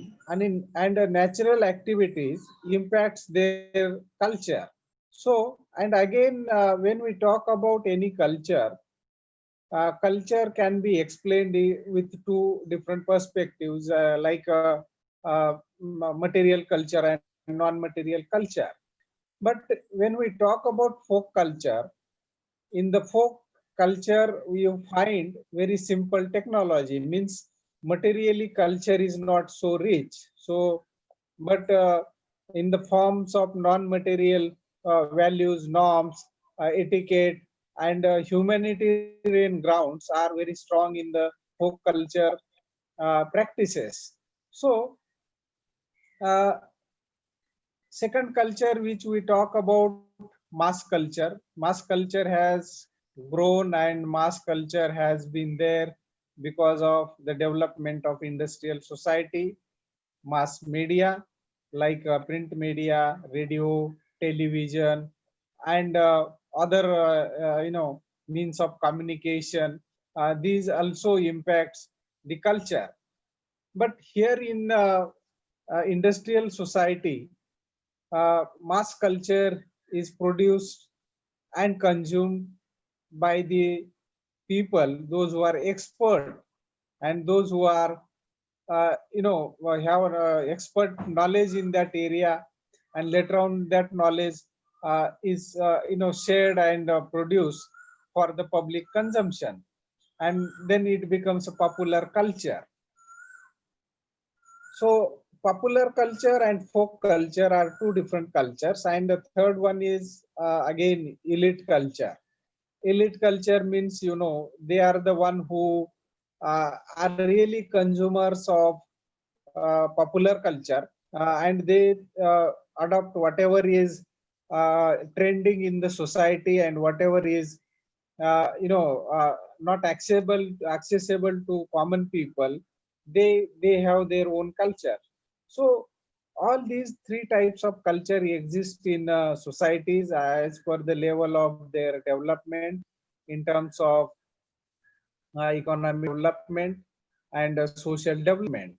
So, in today's context, we are looking at all these cultures from the perspective of, COVID-19 pandemic impact.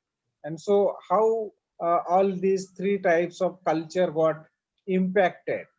So, when we talk about folk culture, culture means usually we talk about folk means the people, those who follow homogeneous way of life, and usually they usually live in isolation, and in their isolation they also follow natural natural way of life.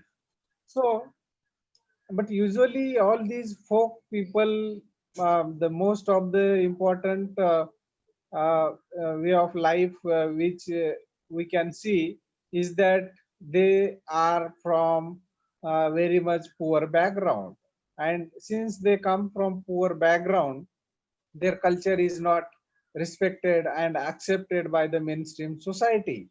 So they are considered subordinate. They are considered the people, those who are just living on the, or they are dependent on mainstream society. So most of the section of these folk people has been affected by COVID, by endangering their livelihood, because already we know in the process of economic development we have been taking out resources from tribal areas and rural areas for the development of cities. And now, due to lack of opportunities and employment in the rural area, these people are the worst affected people in the uh, COVID-19 pandemic. So, second thing which we can also see that how this particular COVID pandemic has been impacting on the urban or popular culture practice, producer and consumers. That is also need to be taken into account. As we all know, because I'm not the expert in the area of medical sociology or medical field, so I cannot express my view which are not already proven or not established, that is whether this virus is a man-made virus or whether it is a natural virus. But as of now our common understanding is that due to environmental changes, climate change, such type of disasters and such types of viruses can occur in the natural setting, and it can impact human life. But we are not aware of the politics behind it, and it may be the outcome of China's over ambition to become a global power. Because just now our colleague, Piramal Sudhakar, he talks about how world order operates, how unipolar, multipolar, and biopolar orders exist in the world. And some believes in unipolar world, some believes in biopolar world, and some believes in multipolar world. So China's over ambitious strategy might have been responsible for bringing out such virus, but it is a matter of investigation, uh, uh, and that is why it is not the domain for us to discuss now. So because world leaders are putting pressure on World Health Organization to send experts teams to China and let the truth come out about the COVID-19 pandemic. But it is a global politics, and that politics is taking place, and certainly it will continue for a long time.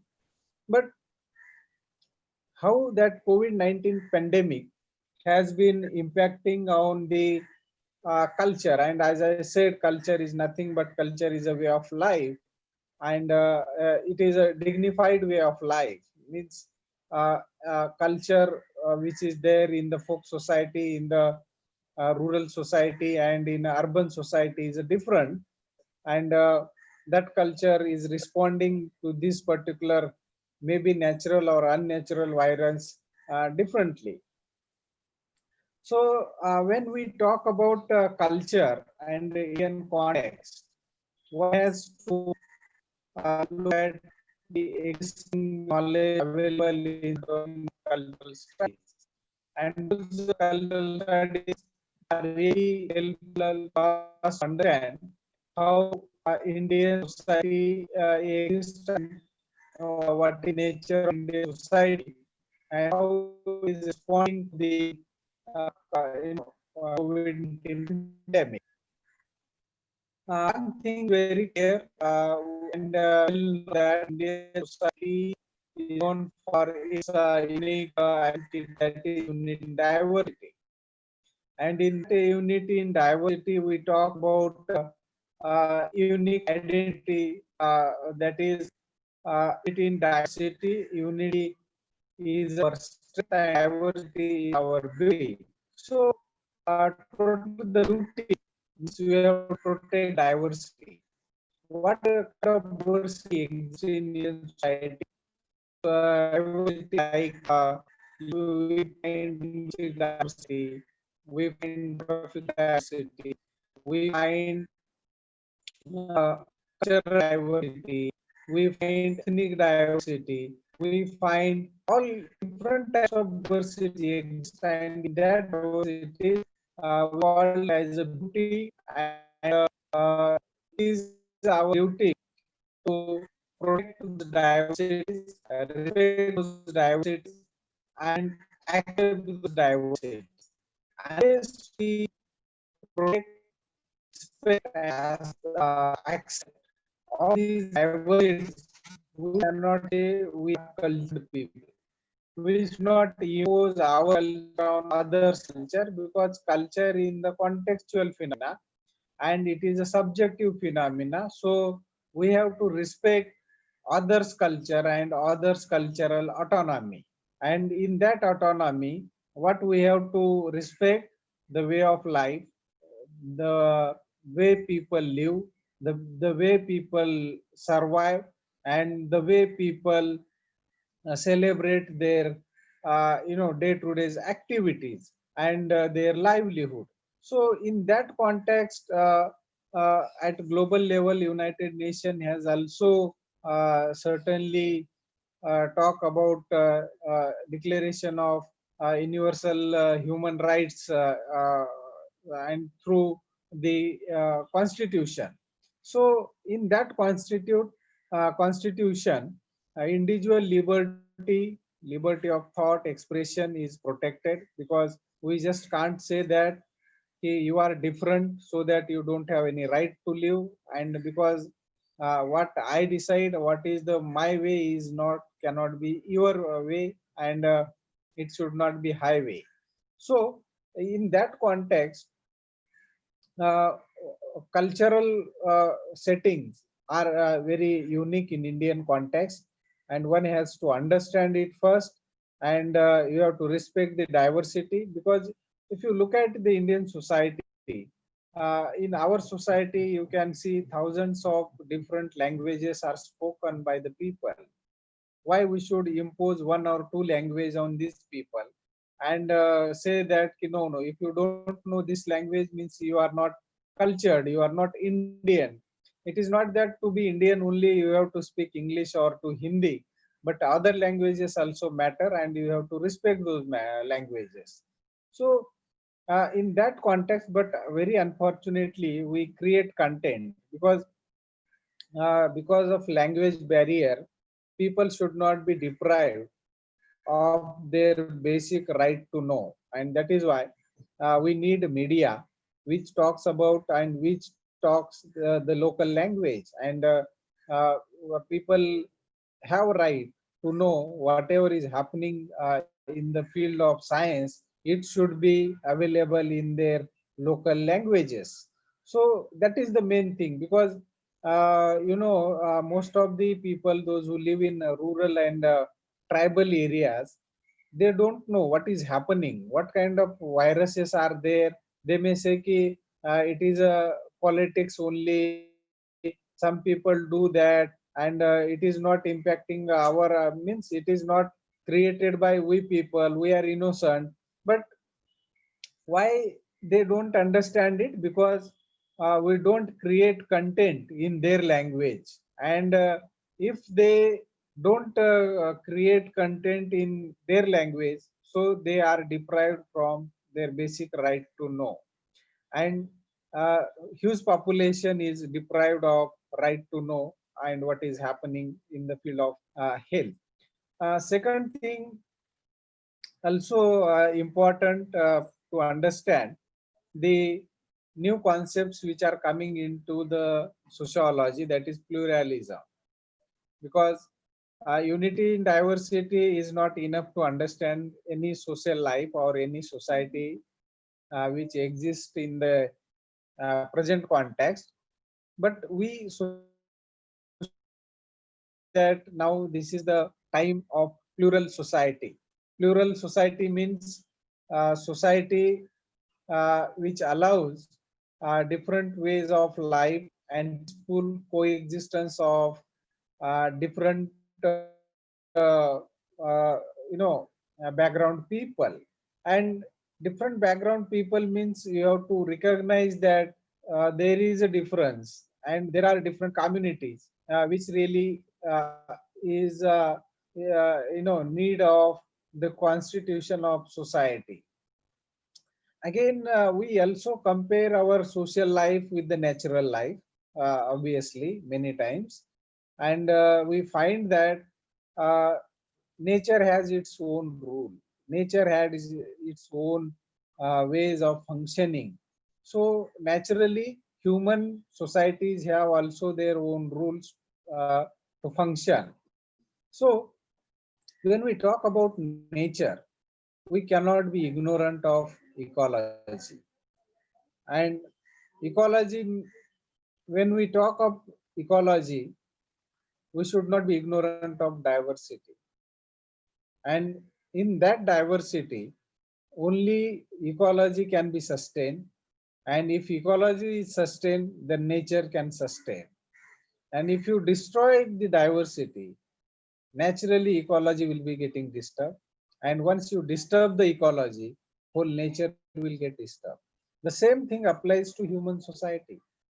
If you do not respect the diversity among the human beings, certainly you will not be able to talk about community. Certainly you will not be able to talk about society. And if there is no diversity, there is no society. And there is no society, there is no existence of human being. So what we have to do, we have to recognize that without diversity, society does not exist. And to protect that diversity, we have to recognize that the diversity is an essential part of human society. And then only we can move forward and talk about the social existence. And that is why, in this context, we are talking about diversity must be respected, accepted, and with that, we how to deal with such COVID-19 pandemic phenomena is a challenge, because if you look at the some of the images which are there in the media of different people from different background, how they are coping with COVID-19 pandemic. So mostly poor people, those who are migrant, those who come from backward regions of India to the so-called developed urban areas, how they were treated and the way they were, one of the victims of this particular pandemic. So we, being a formal nation state society, we tried to respond through political processes, but this response was not enough, because government of India declared some compensation and some relief for them, 500 rupees per month relief for the migrant workers, out of which more than 50% workers did not get that particular help from the government directly on their account, but few might have got it. Second thing, we thought that, okay, if they go back to the rural areas, certainly their issue of livelihood is important, because it will be burden on the rural economy and tribal economy. So we thought and we come out to say, we have one ready-made program, and which can help them to overcome all these unemployment problem, that is Manrega.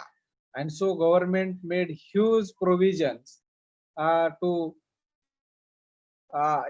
show that we are with the poor people, and if they go back to rural areas, they should not remain unemployed, and they made huge provision.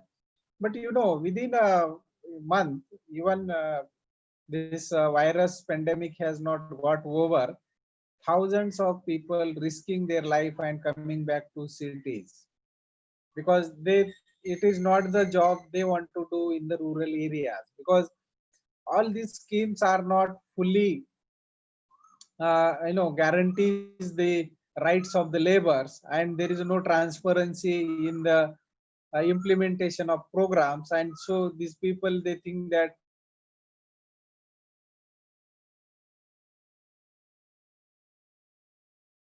no, it is not our cup of tea, and they are risking any facility. They are coming back, and they are resuming their jobs, and they are risking their lives. So what I'm trying to say, if people come from a rural area and tribal area, we discredit their culture, and we don't respect their culture, and because of that culture they are different, and we feel that difference later on leads to discrimination, and that discrimination is a real issue in this COVID-19 pandemic. So when we talk about culture, how cultural practices are changing, you can openly see what is happening in the media, because through media, because we are not allowed to go and see what is happening in the society. We are in the lockdown, we are sitting at home, and we are just expressing our views about what is the impact, what is happening in the society. But certainly we are getting sense through the media what is happening at the grassroots level. So what is happening, people were very much concerned about their livelihood and employment. Now they feel that this pandemic is a political and social phenomena, because everyone is living with the struggle time, but struggle for few is highlighted. Means those who are deprived, those who are exploited, their struggle is becoming imminent in this pandemic. So good afternoon, Vivek sir. Yeah. So the Good impact of afternoon. COVID, yes sir. Yeah. The Yeah, Kiran. impact of though COVID-19 pandemic may be natural, but its impact on vulnerable group is severe, because most of the images which we look through media shows us how it is badly impacting vulnerable sections and marginal sections, mostly the migrant laborer from tribal areas, rural areas, and poor from the urban areas are also very much vulnerable in this pandemic. Why it is so? Because as we all know, still today, even after more than 70 years of independence, our basic social structure has not changed. Still, many people believe that Varnashram Dharma is important than other dharmas in Dharma of humanity. So, in this Varnashram Dharma, there is a hierarchy, there is a inequality, and in this inequality and hierarchy, certain people got, we can say, by birth privileges, and they think that for them there is no challenge. Whatever through these privileges they got material, richness or material life in their favor. So deprivation of material life to the huge population is embedded in the unique, uh, uh, unique system of society, that was Varnasrama Dharma system. So most of the people, those who come from last two Varnas, Shudra and Ati Shudra, they are the most victim of this particular pandemic, because of not they are getting infected, but they are deprived of their livelihood. They are under mental stress, because day-to-day activities of these people are completely stopped and their livelihood is in danger. Whatever government is introducing for them, it is, I don't think it is at all reaching out to these people, because government shows ki 500 rupees per month is given to migrant laborer, but a huge population of migrant laborers do not have any account in the bank. That is also one reality. Second thing, whatever government says ki Manrega has been strengthened and huge budgetary provision has been made, but why people from urban area will go to the rural and ask for job in the Manrega? Because Manrega is not a transparent scheme. It is again full of corruption, and again the babus from government side, they know that the laborer force come from weaker section of society. So what I am trying to say, culture is a unique to human society, but culture of deprivation is a unique feature of Indian society. Certain sections or society are deliberately deprived from their basic entitlements which are given in the constitution, and through political system, which is again, which is dominated by a few feudalistic characters, and they don't think that their priorities are the priorities of the common people. So uh, what I'm trying to say, when we talk about culture, we do not protect or we do not ensure the autonomy of different cultural groups, because we treat them as a resource, and resource means economic resource. But in economic terms, whoever has got a professional knowledge like engineering, medical, and some learned people like us are considered as a unique people. But those who are illiterate, those who are deprived from their education, and those who live in isolation from this mainstream education system, their skills are not considered important for the economic growth and development, and their contribution in the economic life is considered negligible. So whenever we talk about the contribution of different sectors to the economy, the migrant labor's contribution is deliberately ignored and put in the not in the priority list, but they are considered in a non-important category. So those who come with skill and those who get access to formal educational system, they are the one who are the beneficiaries of all these economic and benefits. So in that context, when we talk about culture and when we talk about belief systems, now people have to change their attitude towards the so-called traditional dharmas and gods, because God may not be living in the day-to-day functioning of the society, and that has been proved, because we may spend crores of rupees to please the God and get His grace, but now in this critical time, God is not at all responding.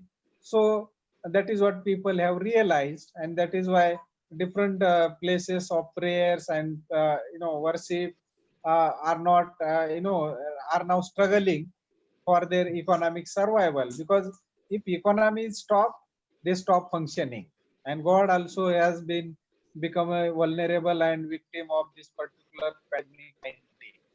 So this is the time to think rationally about society, and society based on equality, society based on justice, and society based on rationality, which has been already given to us by the eminent social reformers like Mahatma Phule, Babasaheb Ambedkar, and Chhatrapati Shahu Maharaj, needs to be taken into account in the discussion and debates of rationalization of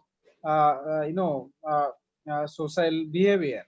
So in this context, when we talk about again culture, uh, culture is unique to human, and it is artificial, because through culture we could develop our unconscious mind, and that unconscious mind help us to preserve certain artificiality in our mindset, and that is why through that artificiality we try to manipulate, we try to help, we try to conveniently behave, and that is why we say human behavior is very much unpredictable.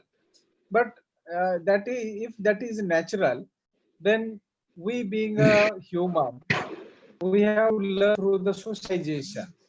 What kind of socialization we have been teaching to our generations through the education system, through the social systems, need to be re-evaluated and reassessed through these social justice parameters.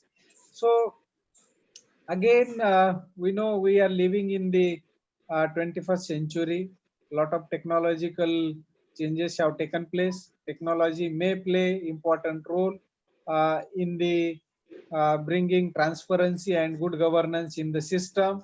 But again, that has been not been adopted properly. If you look at the slogans of the existing government during the election campaign, they used to say ki minimum government, maximum governance. But from last 8 to 10 years, what we could observe, again, maximum government exists and minimum governance is there. You just evaluate or assess any system of society, like educational system, like economy, like any religious system, or any social system which exists, where is that good governance has come? You can find out even in our societies where we live in the apartment, in those societies, what kind of good governance has come, you need to follow or you need to understand. You look at the educational system, what good governance has come into the educational system. And see, only slogans, making slogans ki minimum government and maximum governance for the purpose of getting election, and after getting elected, then reverting back the slogan, the minimum governance and maximum government is the practice.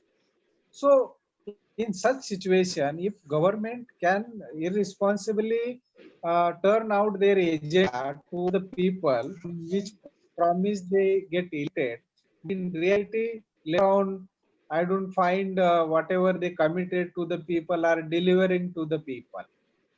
So there are many issues through which we can understand how culture of deprivation, how culture of exploitation has been increasing in Indian context, and that is the one again double discrimination which is taking place through COVID-19 pandemic. If you look at the preparedness of the our health system, when government came into power saying that minimum government, maximum governance, then why we could not improve the health system that point of time? See, what has happened is now in the public domain. So our health system, our educational system has not been improved at that level, and certainly the victims of this particular mismanagement are poor, marginalized, and the traditionally exploited sections like Shudra, Ati Shudra, and women who are not at all, considered important in this good governance system. Whatever is coming through the technocrats, bureaucrats, and trying to, making, they try to make it that what we are doing is the final, and other stakeholders' participation in the discourses and discussion in the government has been curtailed. So what I am trying to say, when we talk about this COVID-19 pandemic, we need to respond with the term like cultural lag. Cultural lag exists in the society from time immemorial, historical times. Even when Dr. Babasaheb Ambedkar wrote an article on caste in India, genesis, mechanism, and development, in his first introductory part, he talks about world has changed physically. Means we have architecture, we have good buildings, we have good appearances in the society, but we are lagging behind socially because certain social institutions are hampering social development and social justice in the society. And he talks about caste system, how that Hori institution is existing in the Indian context, and it is a institution which is depriving huge population from their basic rights and privileges. So cultural lag also talks about that we are getting rich materially, but in social context, when socially we are not able to catch up that material reality. So we are lagging on the non-cultural part, but non-material part. But materially we are getting rich, but non-material culture is not suitably responding to the changes which are taking place in the society. So that cultural lag need to be discussed in today's context. Why, despite we are living in the 21st century, we got good ideas from different social thinkers in the past, but why we are not openly discussing those ideas? Why we are not challenging the inequalities in the society? And that cultural lag needs to be taken into account in the context of social change in Indian society. Second thing, we have also come to know that certain changes have taken place in the post-industrial society, that is ideologically advanced industrial society is realizing certain changes, and those changes have been reported in the text like one-dimensional man. And in such one-dimensional man, he talks about advanced industrial society created false needs, which integrated individuals in the existing system of production and consumption through media and advertisement. So, if we promote such fascist ideas in the cultural area, one culture is dominating other culture, despite constitution gives you autonomy to all the culture. Certain people's culture is becoming dominant, and certain people's culture has become a subordinate. So it shall not be promoted, and these are very dangerous trends we could find in our social context. So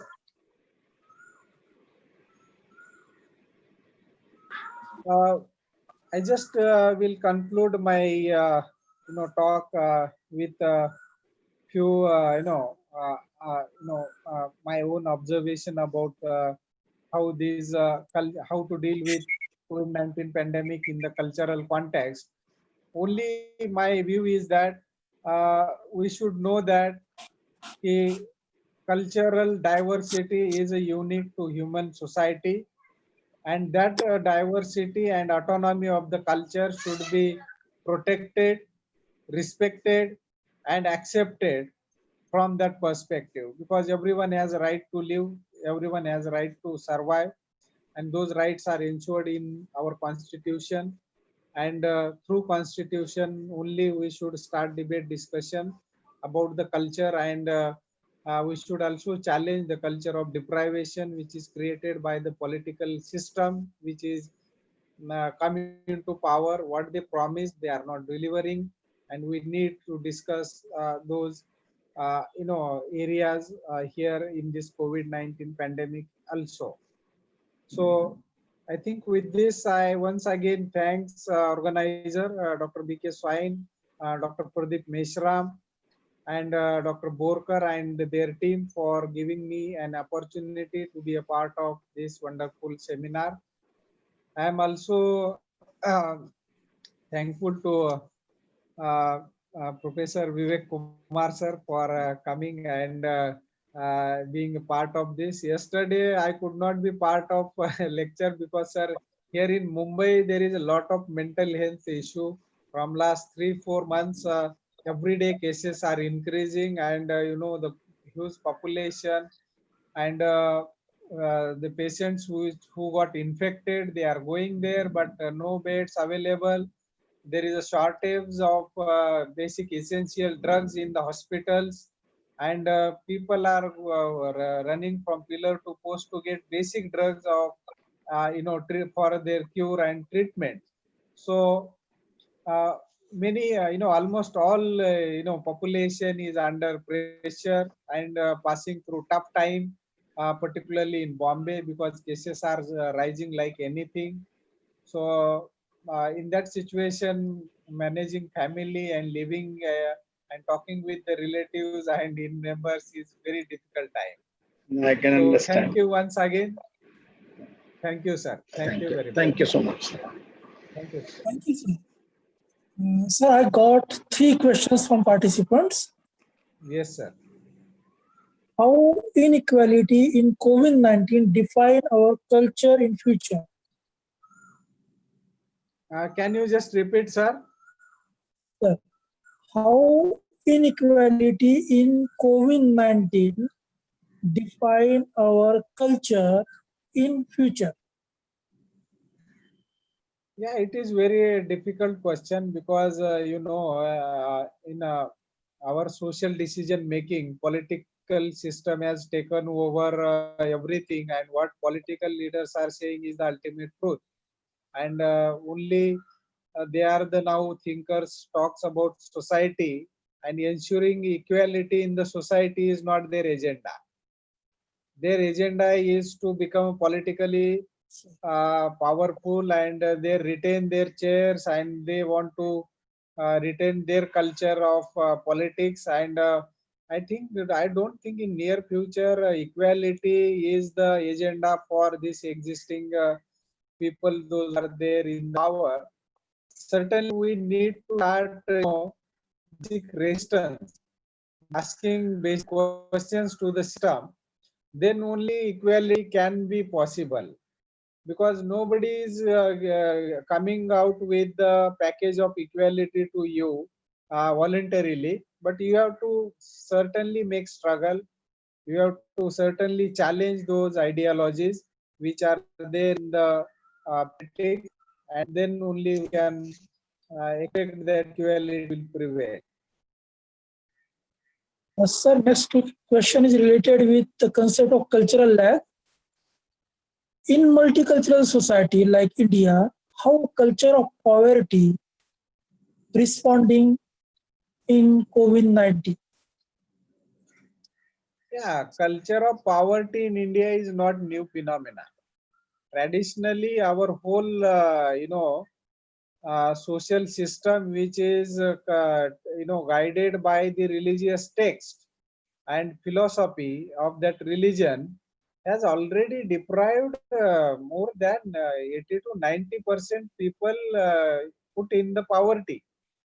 They are not allowed to have their material life enriched. They are not allowing to participate in the activities which through which they can become a materially relevant to the society. So deprivation of culture of deprivation is not new phenomena to Indian society. It has been there from last, we can call it from ancient period, and still it is continued through the so-called Dharma Shastra and certain religious texts, and it is also part of real social life.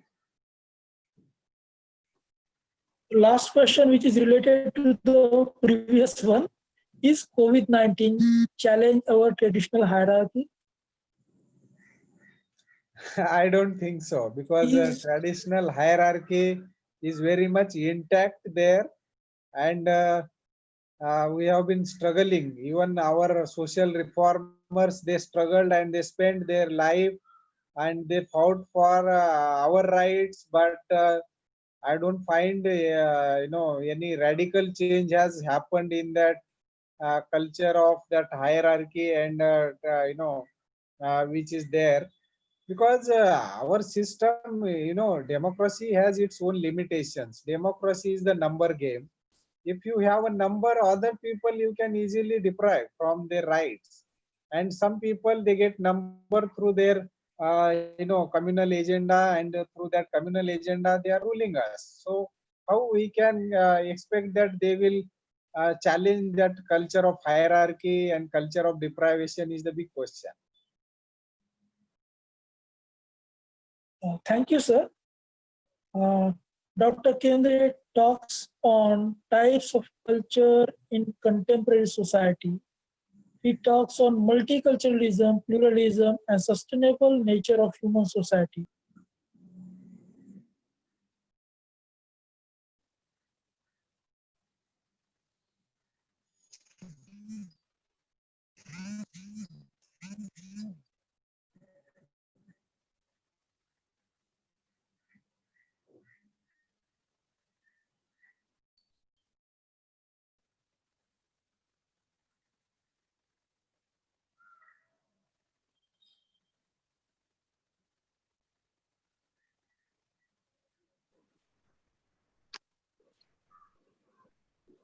There's no voice. What happened? Yeah. There's no voice. Balaji? Yes, sir. No voice, because organizer must be, planning something. That Acha, is they're their. Acha. Yes, आ गया Ashok Borkar. Yeah. Borkar sir, you have muted your sound. You just unmute your sound and then talk. We can't hear you. We can't hear you, sir. You have muted your sound. Ashok तुझा mike सुरू कर. तुझा mike mute आहे. His mic is muted and he is talking, so we can't listen what he is talking. Deep actually.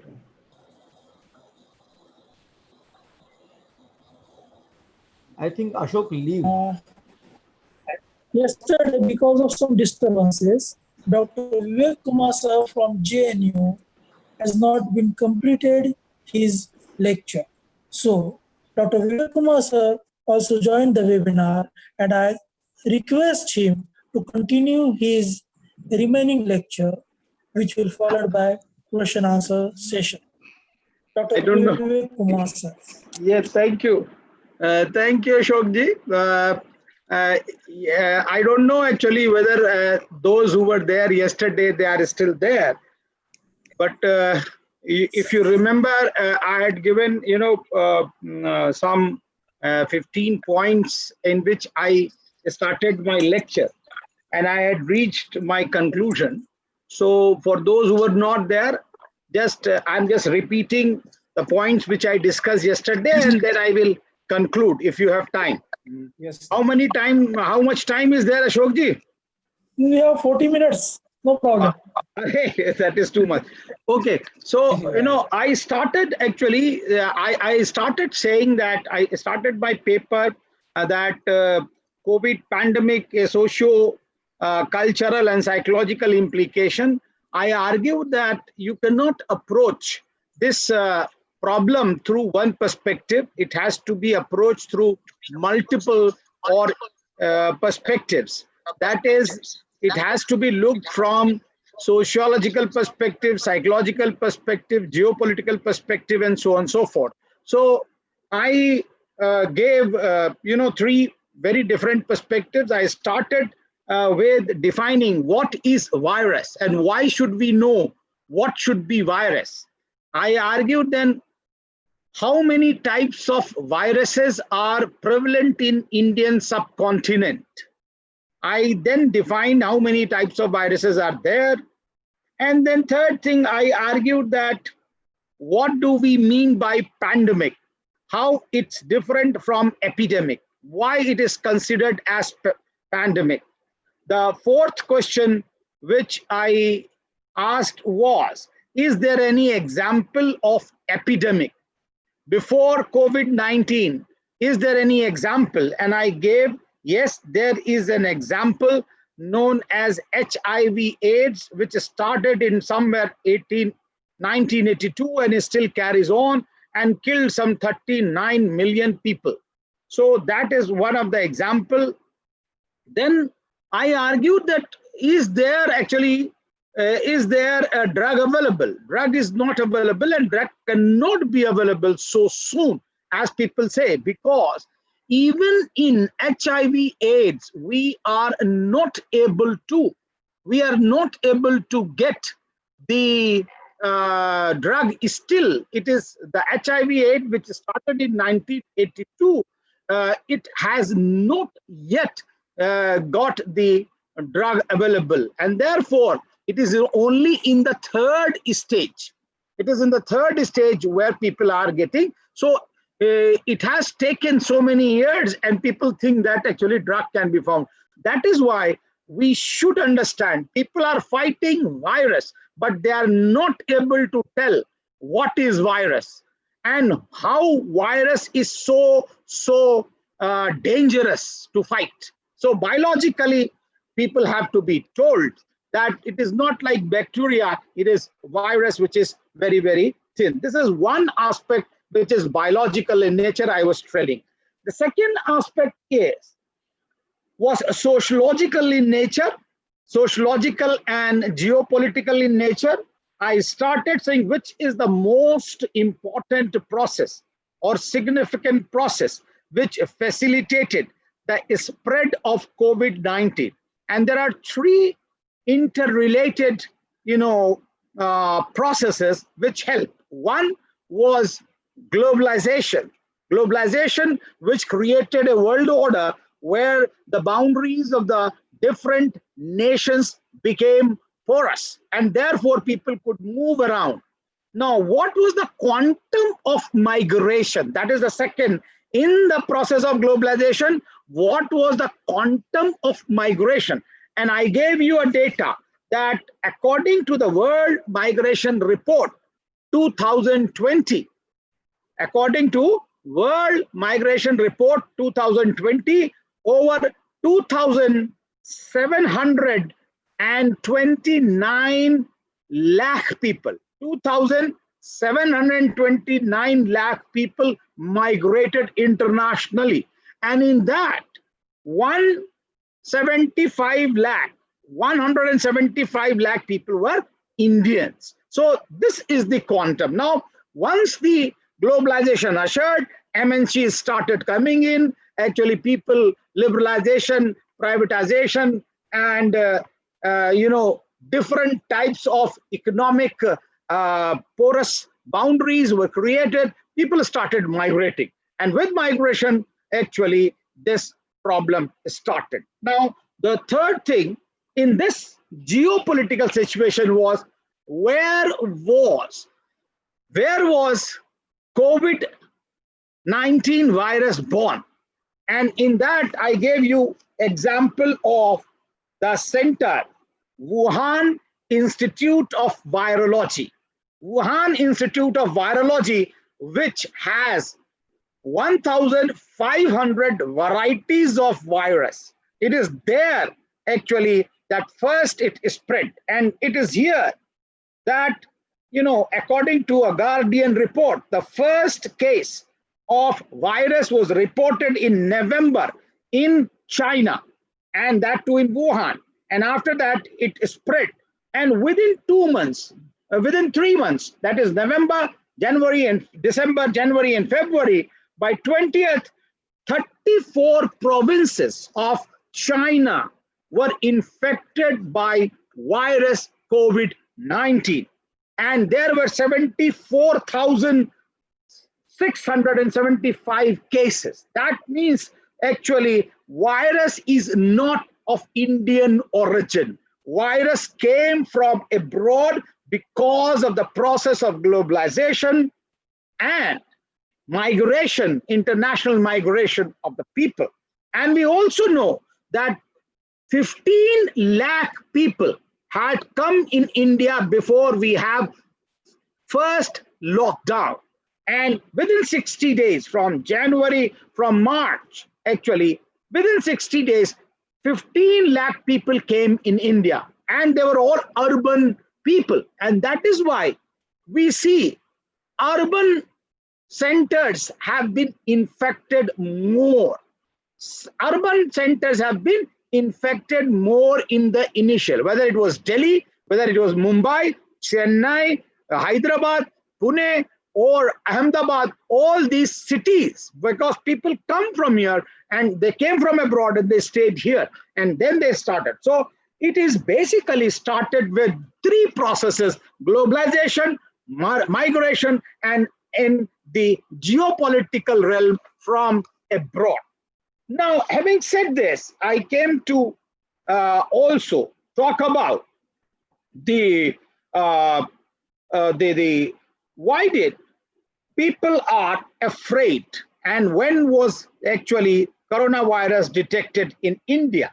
Why people are afraid? And this is where I said that this is here that we have to talk about psychological problem, where individuals, people have said that COVID-19 affects biologically equally, that I can fall ill, you can fall ill, but sociologically it affects differentially. As Balaji was just talking about, that it has impacted poor more. It has not impacted the rich and the super rich. They are sitting So sociologically, COVID-19 impacts differentially. It impacts poor people. And who are the poor people? I said daily wage laborers. There is a data.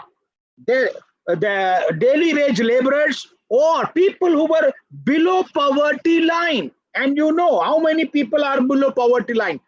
27.6 crores of Indian population, according to World Bank, is poor. That means they were affected. There were 4 crore people who are the migrant laborers.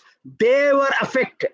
And then I told that there are small scale and medium, small, micro, small and medium scale industries. 6.33 crores of industries, which actually give 80 million people jobs. They were affected. Now, in that context, I have done a small survey of actually, our society, our JNU society, in which I have tried to look into 5 workers. One is maid. Maid is missing. It is she is affected. All the maids are not allowed to come to the home. The person who used to clean, the cleaning person who used to clean the utensils, sometimes they are missing. The worker who used to clean the cars, he is missing. Then the mali is missing. The gardener is missing because they are not allowed. And who is enjoying? The shopkeepers are enjoying. Now, this is a simple observational reality in which we can see the poorest of the poor were hit hard. And that is why we have to look that sociologically, we cannot say that COVID virus affects equally. Sociologically, it affects differentially. Now, having said this, then what is the way out? People have affected. Was culturally neutral way out have been, suggested by our leaders? What did they say? Social distancing. And I told that social distancing is a misnomer. And Balaji was just talking about culture. Culture is country specific. Every society has its specific culture. Now, when you import a term from outside, from abroad, then what is going to happen? You imported social distancing, and social distancing in India is practiced on different occasions. It is practiced on birth, it is practiced on death, it is practiced during menstruation cycle, and these are temporary social distancing. But there is permanent social distancing, which is called as untouchability. Now, is there a danger when you give legitimacy social distancing? Then what is going to happen if people start revising and revitalizing the existing phenomena of cultural, that is, social distancing? And therefore, as sociologists, as social scientists, friends, you should be aware that you should use a concept which is culturally specific, society specific. You should not start imposing one cultural concept on the other society. Otherwise, ये तो अर्थ का अनर्थ हो जाएगा. And आपको जैसे पता है, यहाँ पर अनटचेबिलिटी है. पहले से लोग सोशल डिस्टेंसिंग करते हैं. मैंने बात करी अपने दलित भाइयों से, तो he said that no sir, we don't agree with the term social distancing. हमने बात करी visually challenged लोगों से. Visually challenged people said that, sir, if you practice social distancing with us, what is going to happen to us? Nobody is going to actually come to us, and then how we will work? So, therefore, friends, this is a misnomer. Now, people said social distancing, and Balaji is from Mumbai. 57 lakh people live in slums in Mumbai. And 10 by 10 chawls. How can you keep social distancing? Even physical distancing. How can you? One tap is used by 100 people. and one toilet is used by 80 people. How can you keep social distancing? So are you really talking sense? And are you talking sense in the sense of the culture, which is very much internalized in Indian society? Indian society is a poor society. It is a traditional society. It is, in urban center, there are slums and there are very big slums. How can you apply WHO recommendation? And WHO recommendation usually are Western oriented. They come from rich countries. They do not look about the poverty of the Indian society or Asian society or South Asian society. They never look about the cultural differentials in Indian society. And therefore, I think when we are fighting a pandemic, we should also start researching and start researching from Indian context. And within Indian context, if we are not able to research, at least acclimatize the recommendation which are coming from outside and then start using. You cannot accept blindly the recommendation which come from the West and you start applying. You will not be able to. And that is why we are facing so much of problem. And Japan has been a successful case in the world where mask was worn even very long time. We don't wear mask even today. I have visited places where people have been not wearing masks, because we are not disciplined in a very disciplined citizens. And we are not taught discipline in that sense. The queue, the line, and the diktats of the politicians, who listens? And therefore, friends, it's very important to talk about. Now, coming to the impact to the students. Poverty-stricken students could not avail online things. And we know the Kerala case. We know the Kerala case where a girl committed suicide because she did not get a laptop. And she was a very genius student. Now, in this sense, that are we really actually looking to our poverty-stricken people? We listen 13-year-old Jyoti Kumari, who drove her father on the bicycle back 1,100 kilometers from Haryana to Darbhanga, and she took there. Actually, these are the stories which have to be kept in mind before we start. Now, having said this, psychologically people were afraid because, as Balaji was just talking about, that the governments were not prepared. The delivery system was not in place at all. And therefore, people said that I was getting food, but are you getting milk also? Because there were, milk drinking kids, 2 years, 1 year, 6 months, or maybe a year-old kids, they were not getting milk. How can they stay in the camps which were organized by the government? And therefore, I think there's a need that how this pandemic has impacted the poor people. Now, why people were afraid? I told the story of SMEs, that one person from Bihar was earning actually, rupees, 30 lakh rupees per month. And he was actually producing 10,000 square meters silk per month, but he has lost 95% of his job. Now, in that context, if you see, his new orders are not coming, but old orders are also getting cancelled. He used to give so many jobs to the people, they are all become jobless. Now, in this context, when government is talking that I am giving Manrega, then it is only 100 days job. What will people do? 365 days. And therefore, people are ready. People are talking about cash transfer. Now, we know that banks are so far from the houses. How will they go and fetch this 500 rupees?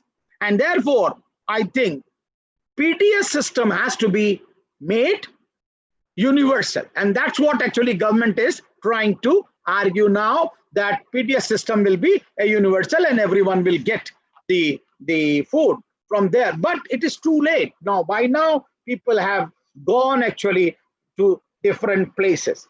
Now, the alienation in the family, as you know, people are the trauma in the family, the trauma in the family, the exclusion in the family, I think that is something cannot be tackled. It's the kids, they are more or less with those who have laptops, those who have got small phone, smartphone, they are with them. They're not talking to parents. They cannot go and play. So what is going to happen in future? That is a very, very dangerous sight, even to imagine how much movies you can watch, how much food you can cook, how much, you know, laptop you can watch. Ultimately, you need a communitarian life. You need interaction. You need to rejoice. Families have not been able to organize their birthdays. They are not organized their marriages, anniversaries, anything. They cannot go out. Now this is going to on and on. How are you going to stay with this? I think there is no socialization that how you are going to keep up yourself busy during this period. How are you going to survive in the future? That is basically important. Now, therefore, friends, I had come to my last point, that what is the way out? That was I was trying to argue. And way out, there are two very important, ways. One is philosophical and another is empirical. Now, I will take the philosophical point first, that what is the way out philosophically? And there are 4 important steps to fight COVID-19. One is ignorance. You have to fight the ignorance of the people. You know, disease transparency. In the disease, the preparation has to be there. I do not see my health minister briefing me now. Health minister is nowhere. I don't see my health minister. There's no briefing. In Delhi, my chief minister was silent for all these years, all these months on plasma therapy. And all of a sudden, I'm finding for 3 days, he is saying that I want to make a plasma bank. Why you cannot make it from the first day when the plasma therapy was successful? That means somewhere there is ignorance. I think people have to fight with ignorance. What is the disease? What is virus? How virus is dangerous? What is actually what we have to do is still people are ignorant. And we have seen on television how netas are celebrating their birthdays, their marriages without caring anything. So where is that, knowledge of virus is dangerous? बहादुरी दिखाने का समय नहीं है. ये तो हो गया तो फिर हो गया. तो इसलिए I think ignorance has to. This is the first philosophical choice. Second, solidarity. Doing away the hatred, the stigma, the religious hatred. We know that how initially in India, when COVID started, Tablighi Jamaat was considered to be the harbinger that they have brought. Now, this was hatred. We have found that how people who were treating actually people, they were attacked. So this hatred has to go, and therefore solidarity has to come. The religious hatred, caste hatred, class hatred, religion, diseased persons, stigma has to go. This is solidarity has to be there. And third, no discrimination. Distribution at the time of suffering should not be rich will get, poor will not. Rich will get every type of the vaccine which is going to come. Who is going to get? Prime Minister said that those who are fighting with the COVID-19, they will get the vaccine first. But I think there has to be some rationale. And last but not the least, greed. You have to fight with the greed. And we have seen how black marketeers have come.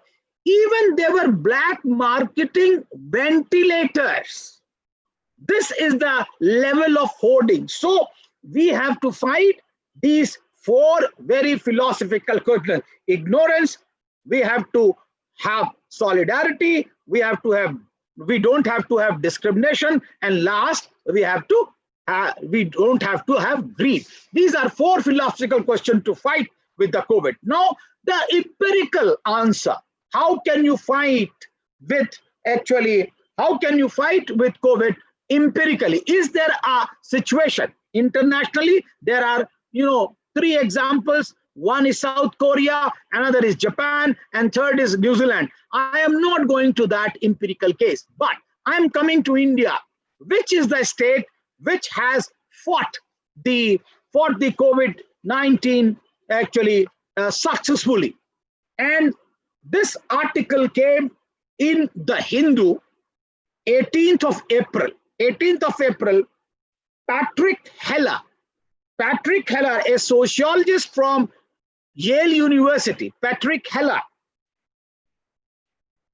wrote an article, and this article is a virus, social democracy and dividends for Kerala. A virus, social democracy and dividends from Kerala. This is the article. Now he says that social democracy, empirically, social democracy is the most important element to fight COVID-19, social democracy. And what is social democracy? There are three elements in social democracy which will help to fight the COVID-19. The first thing in social democracy is that there is a social pact. There is a social pact with political commitment. Social pact, political commitment, and broad-based opportunity to all citizens. Social pact. Then we have political commitment, and third, broad-based opportunity to citizens. These are three encapsulate to form social democracy. And therefore, Kerala empirically has been a successful case fighting. Now, I argue that Kerala should not be equated with Communist Party. It should not be considered that, oh, Kerala is left. No, I don't care who is ruling right now, because Kerala has a long history. It has been ruled by Congress also. It has been ruled by Democratic Alliance also, and it has been now ruled by left. So it has been ruled by different. And also, Kerala has a long history of social movements. 1930, temple entry movement, vacuum satyagraha, led by Periyar. So how can, and we have seen Narayana Guru's movement, SNDP movement, long movement is there.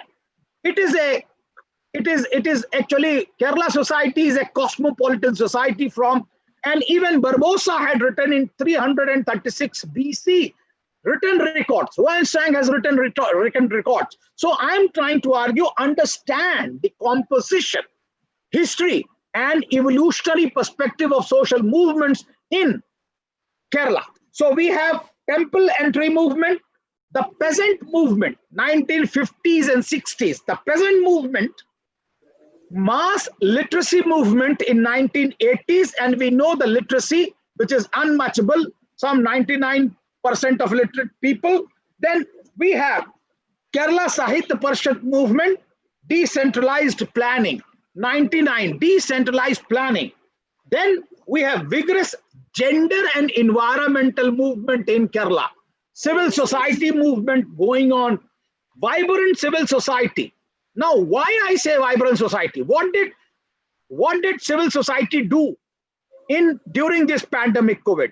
There were 2 lakh volunteers which went door to door in identifying the candidates who were at risk of COVID. This is the contribution of the civil society, 2 lakh volunteers. Now the third thing, women self-help group. Now women self-help group, they have Kutumb Shri program. Now Kutumb Shri program, what is their contribution? 3 lakh meals through the community kitchen. 3 lakh meals through community kitchen, and they contributed to the feeding to the people. 3 lakh. So Kutumb Shri program is also a very important. Last but not the least, the competitive system of left and Congress politics is also seen there. But most important thing is empowerment of local self-government. Local self-government is the most powerful in Kerala, and they have lot of funds with them. It's not that only a political power is there, but there are funds. Now, after that, we have robustest government health system. Where is the health system in Mumbai? Government health system. There are actually private players who will not allow. It is the government health system which exists there. And therefore, friends, all these club together, the history, the movements, the civil society, the local self-government, all club together, and the competitive politics, all this actually put together, they have given a confidence in the citizens of Kerala that, look, if my politician is saying, he means it. And therefore there's a confidence and people listen. People will not listen you only with, words. No, if there are words are empty and they are not followed by action and institution, nobody will listen. People will only listen when they have actually confidence in the politician and the political parties. And that is why institutions, systems, and leaders start functioning. That has been the case, and because of which Kerala could control a very, very important, a very, very decisive way. In a very decisive way, Kerala could contain the pandemic COVID-19, and still it is one of the worst, though the migrant population in Kerala has been very high. And therefore, friends, these are 2 models. One is philosophical, another is empirical. That is the way out. If we can really follow, I think we can learn. And therefore, we can fight pandemic in this manner. Thank you. Thank you, sir. Sir, आपका जो lecture है, जिस पर मैं comments नहीं कर सकता क्योंकि ये बहुत ही माइंड प्रोवोकिंग लेक्चर है, और इसके जो वे आउट्स दिए आपने, फिलोसॉफिकल और एम्पेरिकल, वो भी एक अच्छा थेरोइजिंग कहा जा सकता है इसे, जिसमें आपने केरला का भी एग्जांपल दिया, इसमें education, social movement, empowerment and empowerment of local self government का जो पार्टिसिपेशन है केरला सोसाइटी को पेंडेमिक से बचाने का, वो एक मार्वलस थिंग है सर। वैसे ही इस वक्त मैं चैट बॉक्स देख रहा हूँ, चैट बॉक्स पर आपके लिए सर कई क्वेश्चन भी है, तो सब लोग good session, very informative, nice session, excellent session, ये सारे आपके लिए कमेंट्स है। कुछ लोग उसको एक्चुअली, जैसे कि आपने सोशल डेमोक्रेसी, एम्पेरियलिज्म में बताया कि social pact, political commitment, opportunity to citizens, and broad-based participation, इसको लोगों ने कॉपी भी किया है और यहाँ पे दिखाई भी दे रहा है मुझे।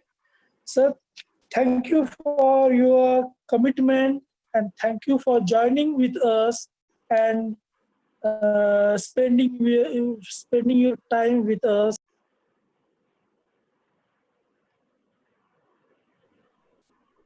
Thank you.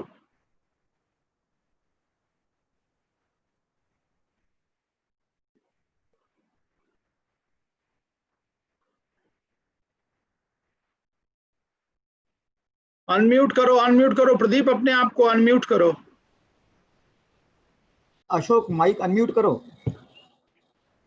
Ashok mic mute करो। हाँ हाँ, दोनों सेशंस में थोड़े से प्रॉब्लम हुए थे जिसकी वजह से आप फिर से ज्वाइन हुए। तो वैसे ही डॉक्टर देशपांडे सर ने भी इच्छा जाहिर की थी, पर हम कुछ कंसर्न्स की वजह से उनको ज्वाइन नहीं करा पाए।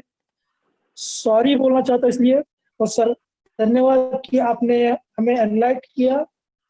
इसके बाद में मैं समिंग अप के लिए और वोट ऑफ थैंक्स के लिए डॉक्टर श्याम कुमार चरडे, प्रिंसिपल प्रगति महिला कला महाविद्यालय भंडारा, इनसे अनुरोध करूंगा कि वे समिंग अरे अप डॉक्टर विकास साहब भी हैं।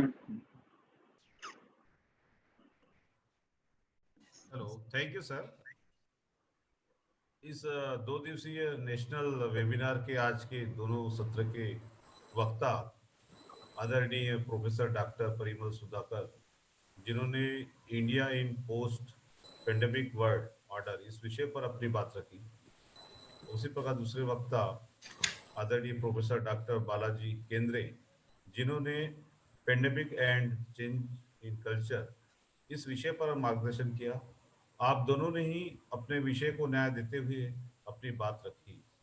आप दोनों का हमारे ऑर्गेनाइज कमेटी की तरफ से आभार व्यक्त करते हैं।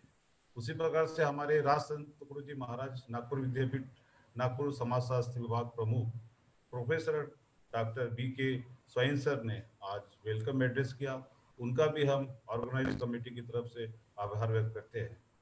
हम विशेष आभार व्यक्त डॉक्टर प्राचार्य विकास डोबने सर का करते हैं, जिनकी ही प्रेरणा से हमने ये नेशनल वेबिनार सफल हो पाया है।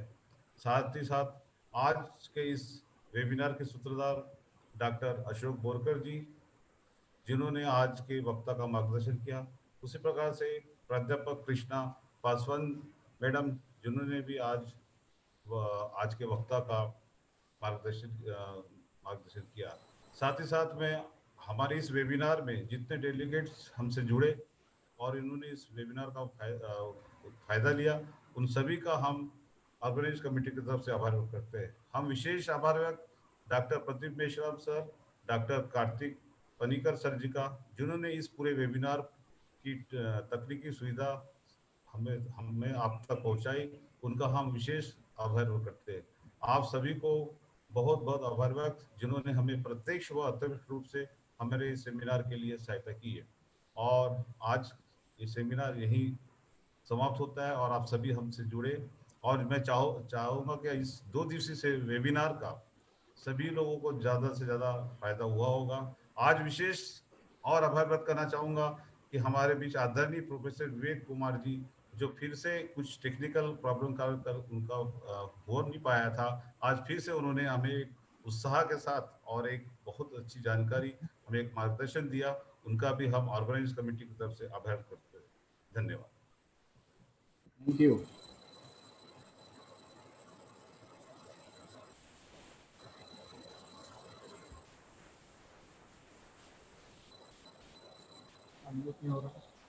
Hello everyone. Feedback form Telegram group पर डाला जाएगा और इसके सिवा व्हाट्सएप या इंडिविजुअली उसे नहीं भेजा जाएगा। इस वेबिनार में जिन जिन लोगों ने शिरकत की है उन सभी का मैं आभार व्यक्त करता हूँ, खास करके जो हमारे रिसोर्स पर्सन हैं doctor Vivek Kumar sir, doctor Balaji केंद्रे सर, परिमल सुधाकर सर तथा विनायक देशपांडे सर। इनका मैं व्यक्तिगत रूप से भी आभार व्यक्त करता हूँ और सभी महाविद्यालयों की तरफ से आभार व्यक्त करता हूँ और मेरे महाविद्यालय की तरफ से भी आभार व्यक्त करता हूँ। और मैं सोचता हूँ कि आप लोगों ने इस वेबिनार को काफ़ी एंजॉय किया होगा धन्यवाद। सबसे पहले इम्पोर्टेंट और एक कुछ बात मैं आपसे कहना चाह रहा हूँ कि इस वेबिनार के लिए हमारे प्रिंसिपल सर ने काफ़ी इनिशिएटिव लिया, यूट्यूब अवेलेबल करा दिया, जूम अवेलेबल करा दिया, और जो टेक्निकल सपोर्ट है वो हमारे एक एलुमनाई हैं नदीम खान, उन्होंने भी काफ़ी टेक्निकल सपोर्ट किया। और साथ ही साथ मेरे बाजू में बैठे हुए हमारे कार्तिक पनिकर सर, अभी वो मास्क लगा कर है तो उन्होंने भी काफ़ी सपोर्ट किया, और इन सारे सपोर्ट की वजह से ये वेबिनार हम आयोजित कर पाए, सफल कर पाए। धन्यवाद।